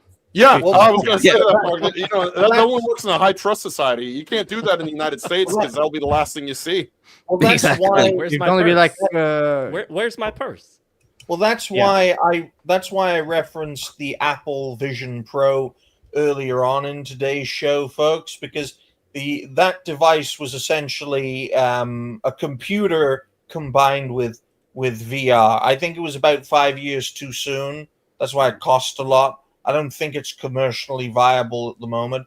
But I think the future of gaming is honestly and ultimately the fusion of PC and mobile gaming with the current computer technology we have, combined with a setup similar to that of the Apple Vision Pro, and we will essentially have this Ready Player One style ecosystem where instead of people going on their computer to play Helldivers on a controller, they will put on the headset like the Apple Vision Pro and go into Helldivers with their Bezzy mates in the network. We'll have to find a new bloody name. You know, And they're go going to into dive into something else Helldivers too. that way. You know what they're Yes? going to be diving into? Oh, yeah. Yeah, it's We gonna be know like what they're going to Demolition do Man. with the VR. Oh, yeah. We know what Oh, know yeah. what's going to be the biggest thing with the VR, and it's going to become a bigger Yeah. problem. Yeah. Yep, exactly. Exactly. It's gonna It's be like already Demolition happening. Man. By the way, it's already happening. It's gonna be like it is Demolition Man, happening. where Sandra Bullock puts the headset on Sylvester Stallone, Oh, yeah. and she's like, "Oh yeah, we don't do that anymore. We Yeah. just do it this way now." Yeah. Oh my And goodness, this is where's already that happening. hose partly, going? so- Where's that hose going? No, get out of his trousers, robotic hose. Get out of his trousers. But in all seriousness, folks, we like to keep these shows at about 2 hours, for our guests' sanity. Not guests. Well, we also consider our guests' sanity, but for our hosts' sanity. But if he can go over time, that's perfectly fine. We got two more topics to cover. One very serious, and one that's also a laugh. But I will point this out, folks. I'm going to write down the timestamp for 1 hour and 38 minutes, and I'm going to let Helzo take it from here. So the third topic is, again, we're shuffling between serious and funny, and the third one is very serious, and it is a continuation to what we have been talking about over the past few weeks. And this is Emiru, who broke the silence and broke the seal and exposes Miskiff for his abuse on her. So I don't know exactly what you have been seeing today or the previous days that has been revealed. Turns out that Miskiff, and I don't know if I'm pronouncing that name correctly, I don't care, I think so. has been It is. very, very, how should I put it? Typical. And I hate using that word, but I would say typical of a streamer couple. He's being typical in his behavior towards his ex, who is Emiru, because we have seen that topic a lot of times already. A lot of time, different people, different situations throughout the years. We have seen it happening over and over again. You have abuse, you have it being covered up because of appearances, you have it being covered up because you don't want to worsen the situation, and you know how that can happen, especially if you're being constantly threatened or abused mentally and sometimes physically. That's kind of what happened with Miskiff, and there are several clips out there that I can actually showcase. One of them is Miskiff is actually a very interesting example because this is a guy who has been a prominent Twitch streamer for years, folks. Yes. This is someone who has been at the top of his class in live streaming for a long time, and you don't stay at the top without throwing people under the bus. I don't care if you're a good person, a bad person, or if you're an evil person. In order to stay at the top of any industry, you got to stab a few backs and throw a few people under the bus, not just to protect your interests, but the interests of the community around you. Jose could tell you a lot more about, the Rumble mindset, but Twitch has always had a history of this. Always, ever since Amazon bought Justin TV, Twitch has had an history of rewarding ambitious creators. And look, if you threaten my interests as a prominent live streamer, if you threaten my livelihood and the livelihood of my colleagues, whether I'm a good person, whether I'm a bad person, whether I've treated you well or just beaten you like a whore, if you publicly expose what I'm doing and what my crew is doing, you may end us. You might. You might not, but you might. But I will make damn fucking sure I end your career if it's the last thing I do. And it's a sad mindset to have, folks. It is, but that's the world we unfortunately live in, and that's why most streamers, especially on Twitch, are like, look, don't tell anyone about this. We'll give you a big promotion. We'll put your front page on Twitch. You get lots of support, get lots of bits and primes and all that bollocks. And maybe you could go to an award show or two and collect a nice reward. And everyone can smile and wave and have a good time. Just don't tell anybody. Because if you do, I'll ruin you. Go ahead, Helzo. I'll be right back, guys. Okay, that's fine. No worries. That's fine. The thing about this topic is, and as I said, it's become way too common. And you know about Emeru. Emeru already was in a bit of a situation at TwitchCon, which was the other failure of TwitchCon to provide any sort of security here, and we saw what that happened. And now I think that actually, if I am to be honest, this is what prompted her to kind of go that way and lay out everything out there and just refuse to hide anything and save face, because I think Emir realized that companies like Twitch and people out there on Twitch and connected, that they're not gonna stand by her. They're just gonna stand by her success, and they will not care if anything happens to her or at her and what happens to her behind the scenes, as long as she continues pumping out content.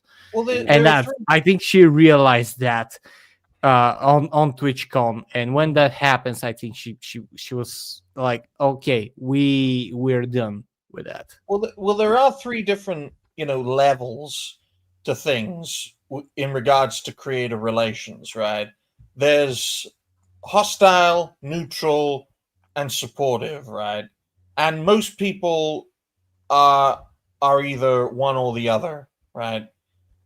When you start off interacting with someone who's usually neutral, then if it goes well, it becomes supportive. But if you collaborate too often, you'll eventually hate each other and it'll turn hostile. That is the nature of what we do. You hang around someone too long, you'll eventually want to kill them. My mentor taught me that very, very well.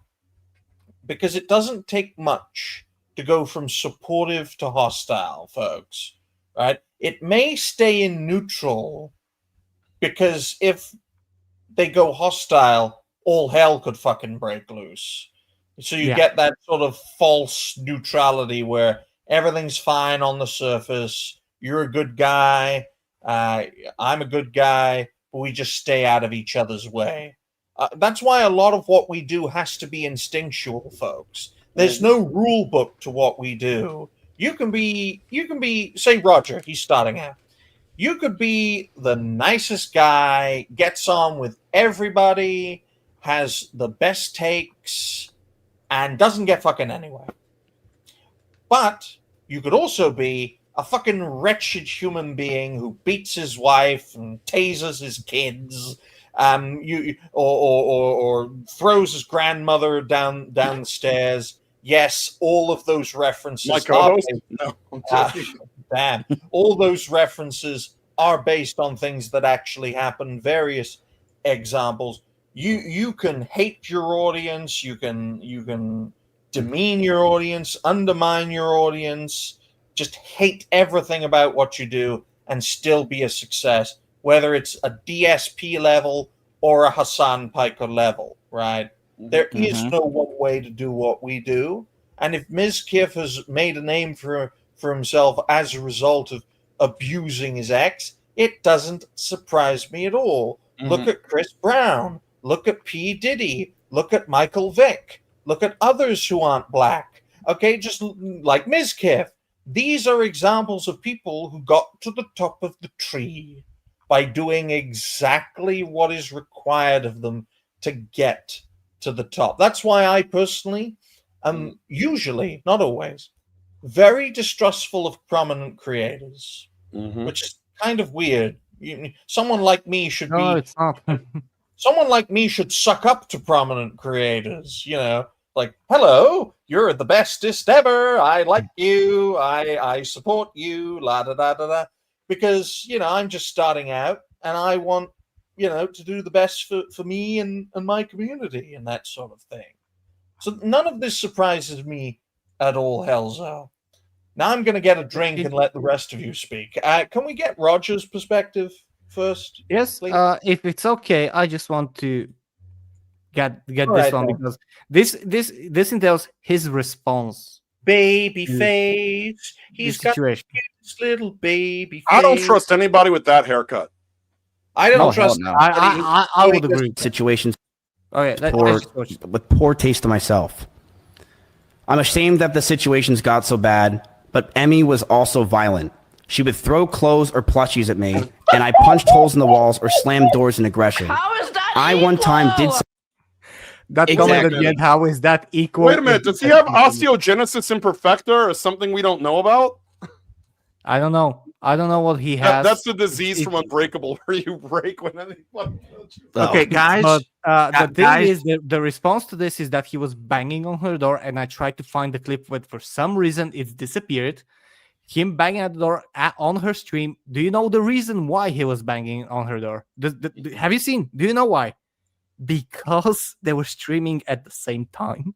Yep. And she had Oh, more that's viewers than him. pathetic. And Yep. actually 5,000 viewers from his chat went to her at the same time. So he ended the stream. Oh, He come started banging on her door in their apartment as she was streaming, and you could see. And I'm going to like she's streaming and every bang, she's like Wow. twitching. But he's trying to equate that to her. And there was also a clip. I don't know where these clips went. They're not even in my likes, by the way, which is No, very weird. And I liked all of them. They deliberately, and sorry to interrupt you, Helzo, because I was supposed to get a drink. But first of all, guys, right, never trust a guy who looks the same, absolutely the same over a 10-year period. That is a definite red flag. I'm looking at you, Smash. What's your skincare routine? There's no way someone can look the same for 10 years. Second of all, right here, right now, Helzo, you've been in this game long enough. You know why those clips disappeared. I know. But the fact is that the weird thing is that I liked them, and you know that you have a like section on X that you can see what you liked, and it's not there. The thing is that what she was doing with the plushie, she was like, hey, she was like just gently hitting him, and he equates that to him being absolutely a violent, abhorrent piece of filth, punching holes through the wall, trying to control her. And a lot of this might be alleged. You can say that it's alleged because there's no actual video of some of these things. But him admitting that he did wrong and her being very detailed on what he did, and that she has consulted a lawyer about it to help her have the bravery to come forth to this. And I think she consulted the lawyer exactly for the reason that I said, that after TwitchCon she was just like, I think I'm on my own and I need to figure things out because nobody's gonna help me. I'm willing to bet stuff that that's how she felt after the TwitchCon fiasco, and that's what prompted her that way. And I don't know exactly what to think, how someone, and I'm talking about Miskiff, can think that he can equate that, because this was on the stream. He did that live on the stream. He was trying to explain himself. I don't know how you can consider that a viable explanation after what you have did, and after you having someone that you have been together with, and you have then sent countless messages begging to get back together, to the point that someone went and did a South Park reference with a South Park episode to that situation that explains it perfectly. And you think, okay, yeah, she was violent to me as well. No, I mean, no. This is, I don't know what you think about this. I think that this is entirely too much psychosis to have around from one person. I agree. The thing that really just fit that I can see from Miskiff's whole entire perspective of the whole entire thing is that the way that he was going on about it, it's entire mentality that pretty much almost every other leftist puts out there, and continuous narrative of how much of a victim I am. He wants people to feel sorry for him.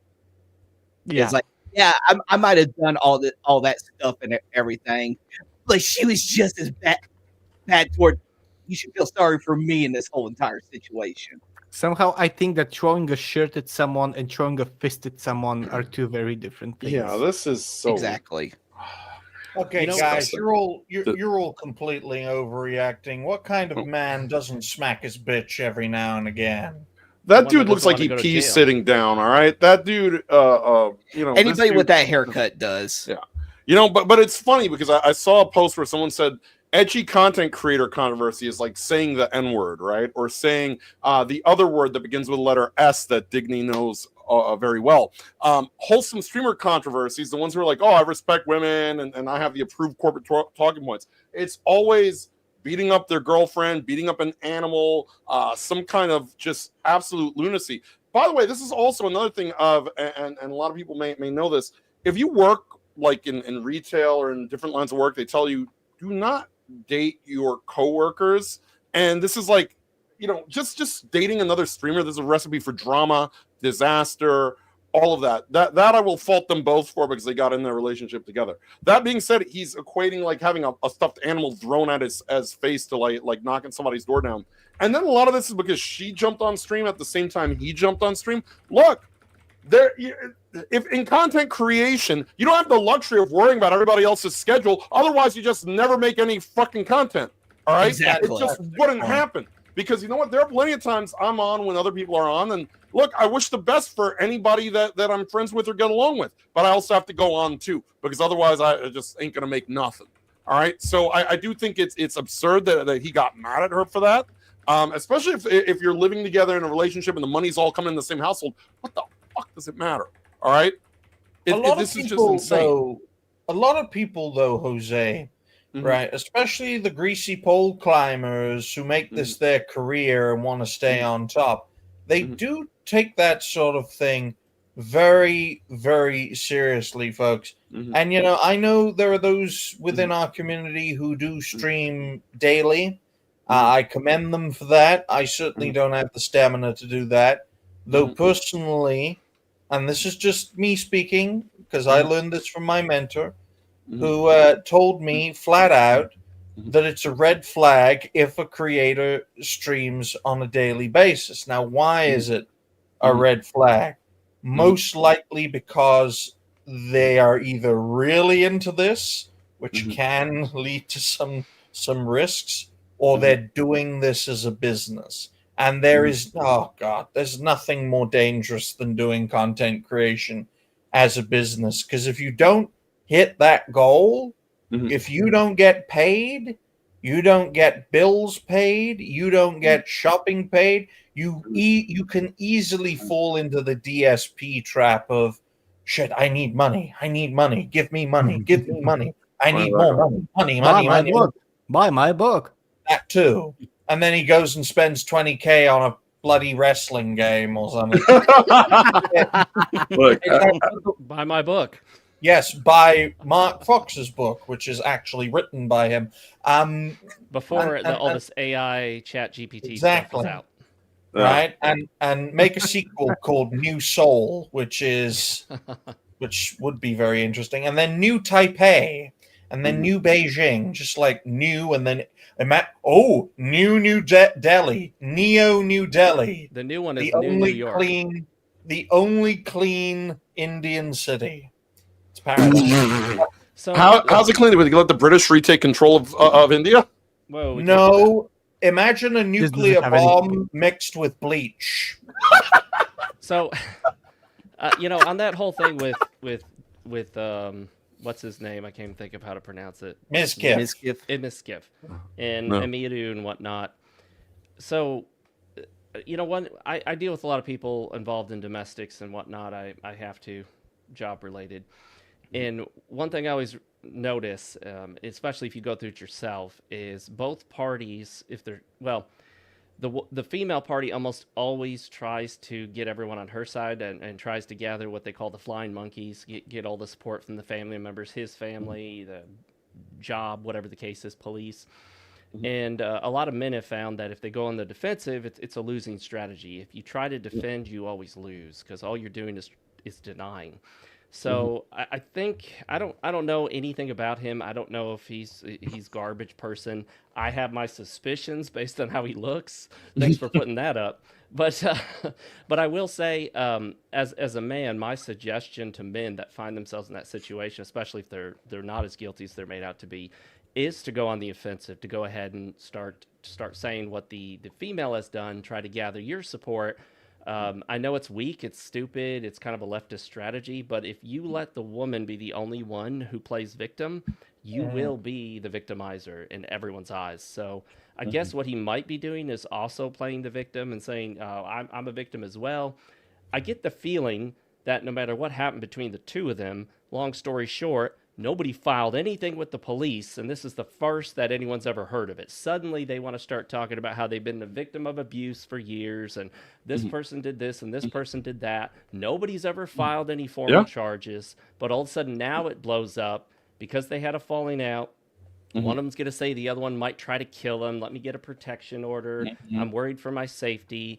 Where was this worry the past few years that you claimed this was happening? Yeah, and this came right after concern? the TwitchCon controversy too. Exactly. Yeah. And you know, usually a lot of hostility between creators bubbles under the surface before it blows up. It's like a nuclear reactor, right? It just bubbles and bubbles and bubbles, and then all the coolant runs out and you get a gigantic explosion.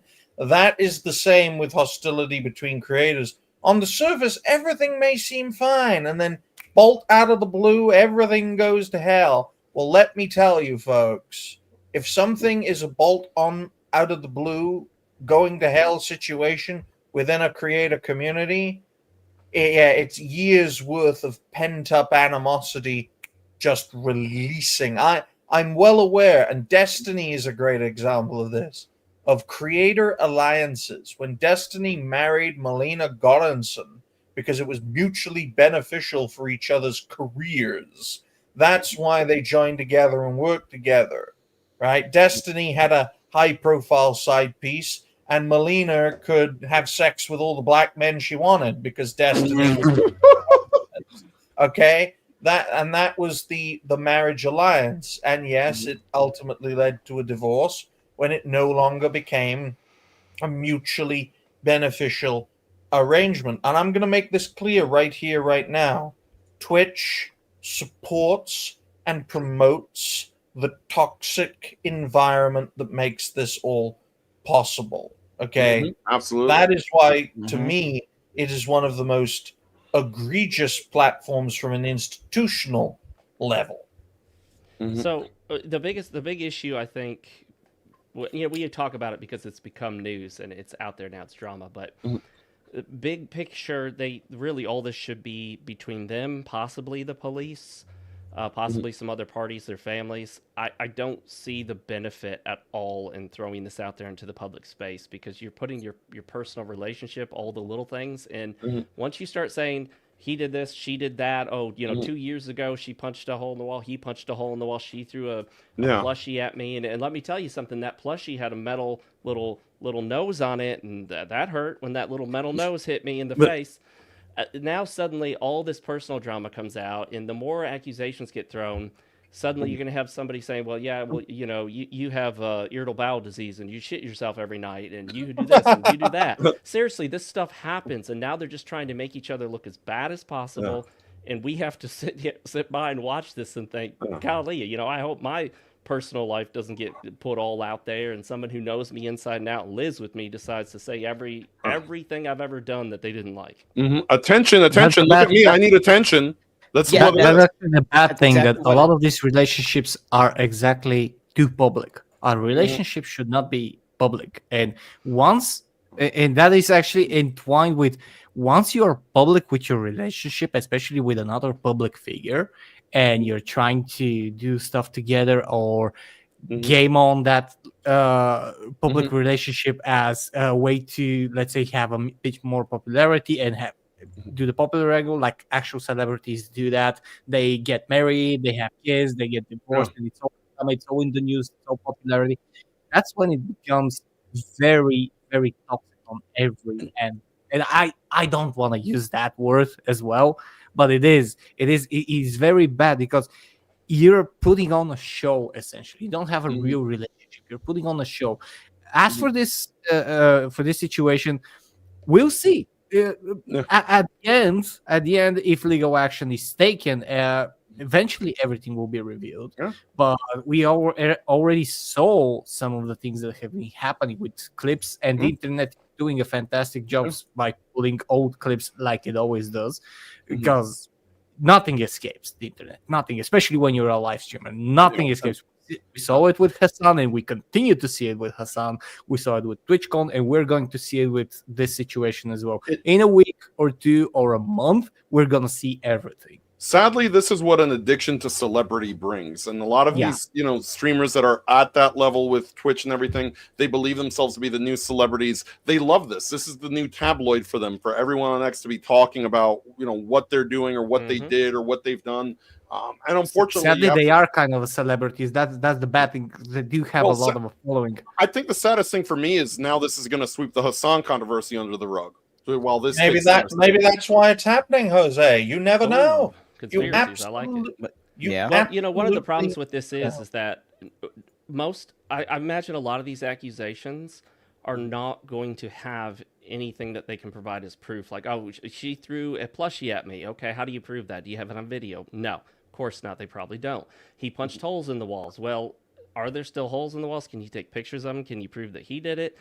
A lot of this stuff is unprovable, and the problem is that whoever you prefer to like, and obviously we're all going to choose Amiru because she's hot, so we're all going to side with her because she's attractive. And this guy, I'll be honest with you, I just don't like how he looks, and I don't, and that biases me against him. I recognize that. I have to recognize my own bias. I've been called to testify in court a lot, and they'll ask me questions about, well, do you have a problem with this person because yeah, I didn't like him because of that, but I'm trying to be objective here. How does he look 11 and 45 at the same time? Exactly. Yeah. That's the duplicity. Do we have? There is a way, just to wrap this topic up, because we do like to keep it at 2 hours.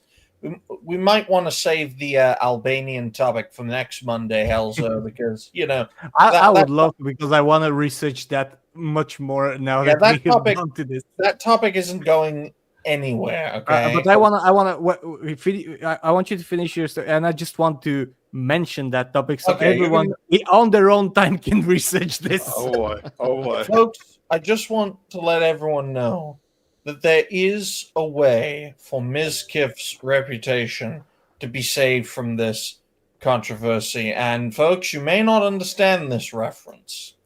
I'm hoping you don't, because hopefully the algorithm won't either. Ms. Kiff, pull a recful and see how you are lauded as a legend in the Twitch community. And you know what? Do you guys want to know what happened to Recful? He was one of the OG Twitch streamers, came over from Justin TV. In fact, he was really the first successful Twitch streamer. He topped himself.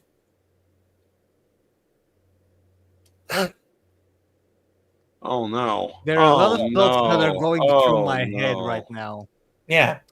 He done himself in because of all the pressures of doing what we do. He look, his last stream, he was smiling, he was happy, he was having a great time, and then a few days later he tops himself. You know what the number one cause of male suicide is in Western nations? Not Asian, but Western nations. It's divorce and custody. Divorce and custody issues. That people don't typically talk about it. They'll tell you, well, he had a lot of mental health issues, or he was struggling with medical conditions. Be like, most likely 9 out of 10 times he was going through a breakup, and/or he was struggling with not seeing his kids. Also, let's just not forget that like a lot of health issues originate from mental stress, like too many. So, and divorce, custody, especially if it's the heavy financial stuff, the like that most, especially most like divorced couples go at each other's throats, then that's a very, very high strain. Divorce kills Yeah. a lot of men, is the honest truth, and the result Yeah. they do it to themselves, but it's as a result of what they go through during that process. Yeah, exactly. Yeah. Exactly. Elzo, why don't you mention the Albanian situation, and then we can Oh, go boy. to future plans. I'm just going to read the article title. Albania's AI minister, and yes, you heard me, Albania has an AI minister, to give birth to 83 assistants. I'm going to leave it at that. What? You can, yeah, Birth. I'm going to leave it at that. Albanians, I don't. Allah We're gonna leave. We're gonna leave this. I to- used to next- live in to an next apartment complex with a bunch of Albanians in New York when I was young, so it's just no. Yeah. We're not dead. I mean, Wow. for one thing, Albanians are much further of like from us in terms of technology because they have an AI minister and it's already giving birth. And that's the topic is that's why it says that they prove that they can actually can have babies with anything. So you're including telling AI. me, Elzo, that 83 Albanian ministers, as soon as a female entered their cabinet, they just started banging her. They have Oh, bridged boy. the gap between technology and man, and just like in one of the Oh, endings no. of Mass Effect 3, they melded together and produced a new life form. So Oh, you can do with that information whatever you like. That's And gonna be next the Monday final is gonna be boss. amazing. Holy shit. Albanian AI, folks. That sounds just as appetizing as the Iraqi plan to shoot a rocket into space with an artillery round, which was a serious thing. Well, Oh. I'll watch and see if it works. I mean, No, the thing is, it's gonna work. Sadly, on their level of government, probably, and on their level of capabilities of handling something like this. But it's gonna be hilarious to look from the Also, outside. this is worse than the time we endorsed the North Korean food program. And then there's a cutaway to the North Korean food program. Oh, Okay, future it's plan. amazing. It's amazing. Sorry, but this is a topic that is gonna be very good to explain because it's a fun topic. It's also a worrying topic, if depending on how you look at it. And I think that next Monday is gonna be dedicated a lot to that because it's gonna evolve. Because AI works fast when reproducing, apparently. Oh boy. Oh, It boy. doesn't need 9 months. Nope. In fact, the fastest AI, folks, managed to exist within a time span of development of 14,000 years in 24 hours. Wow. Yep. Literally, it's that terrifying. With existing technology, by the way. We're in these times. We're in Yeah. these times, and it's only Oh, gonna get weirder. how long I'm- does I'm it take by- to I'm generate by a that- Terminator? And by that frame of reference, folks, the AI was able to think more thoughts than a human being could in 14,000 years, and it did that in a 24-hour period. Oh boy. It oh, is boy. like it's not even a cheetah versus a snail, folks. It is like a snail versus light speed. Can, Yep. So can the it's- AI it- just it- let me it- finish my gaming backlog before No. it nukes us all? If No, you say real. please and thank you when you use it, yes. But the thing is, everything that we just said, this is the worst that it's going to be from now on. It's only going to Yeah. get more advanced from now on. Boy. That's the worst. This is the current bedrock, and it's only going to go up. It's only going to get weirder. It's only going to get worse or better depending on what your stance is. But it is only going to improve. Yep. As long as they On deal that with note- the immigration crisis. Elzo, what are your future plans? They don't involve dealing with the immigration crisis, but they do involve dealing with my channel and doing more videos. Finally sitting down and trying to accomplish the Expedition 33 review because I've been delaying that for months, but I want to do it on a music section and on a review section. I this game deserves at least an hour of talk and guitar playing time on my end. Then we have the streams. I'm still going to stream Hollow Knight 6 song for this weekend as well. And next weekend is not going to be Hollow Knight because the remaster of Siberia 1, the original Siberia from 2002, is coming. It's a full visual remaster and a gameplay remaster, and I can't wait to play it. It's an amazing game. If you haven't played it, it's one of the best quest games ever, in my opinion. And it's one of the amazingly visual, stunning performances of 2002. So I do urge everyone to check it out. This is going to be my playstyle, and other than that, just doing what we do, having shows, having streams, having videos, and meeting amazing people like yourself. Okay, Roger. Jason. Future plans. Roger, okay. Future plans. Well, there's not going to be no D&D game tonight over on Rustic Rollers because of one of the players having some work event he has to attend to after work. But if you want to go and watch some of the videos that I put out, you can find me over at Country Town Pop, where you can find your Southern style news and reviews and all things pop culture. And as a little bonus, this Friday, I'll be excited to delve into my copy that will arrive on Friday of New Tokyo. Nice. Go and see how that book turns out. You'll have to let us know. My mic was Will on do. mute because I was liking the stream. Roger, hopefully you don't eat the book. Jose, what are your future plans? Well, after I get out of here, I'm going to go have myself some dinner, and I'm going to hop on probably Triangle Strategy tonight over on my Rumble channel. After that long stream of it yesterday, I think I'm close to the end of the game, so I may finish Triangle Strategy tonight and put another dent in my backlog. Tomorrow, Tuesday, there'll be happy hour with my co-host John, and Digny's mentor will be there as he's been filling in that chair and keeping John company so that John doesn't go insane from talking to himself. Probably keeping John from nuking his entire family, from having a Twitch moment over there. So there's that. And of course, Cancel's podcast will come to you Thursday night, 11:15 p.m. Eastern Standard Time, and just hanging in there every little bit. Just little by little every single day. At least Rumble's reinstated us. We'll see how long that lasts. Go away, gingers. You're the only group we can still oppress. You sound Mark, like Netflix to I me. didn't know you had two cats. I thought it was one. Do you have twins? I thought it was two. So- I thought it was one the entire time as Yeah, well. I thought it was one cat as well. And I was like, what is happening? The Is only his way we can screen tell them apart malfunctioning? is one has a stubby tail and one has a longer tail. One's nacho, the other's Mark- cheese. Mark's got AI cats, and they're replicating at the rate of 81 Yes. cats per day. There's now 22 of them. AI unleashed. All AI right. and cat combined. Well, oh damn. Mark, what are your future plans? So I plan to continue releasing at least weekly, if not more than once a week, my topical videos. Those are easier to get out. They're doing okay. I'm rebuilding my channel from back in the day when I got more views than I do now. I do streams usually every Monday and Thursday at 6 p.m. Eastern. This Thursday stream has been moved to Wednesday. I have an alternative medical procedure on Thursday. I'll leave it at that.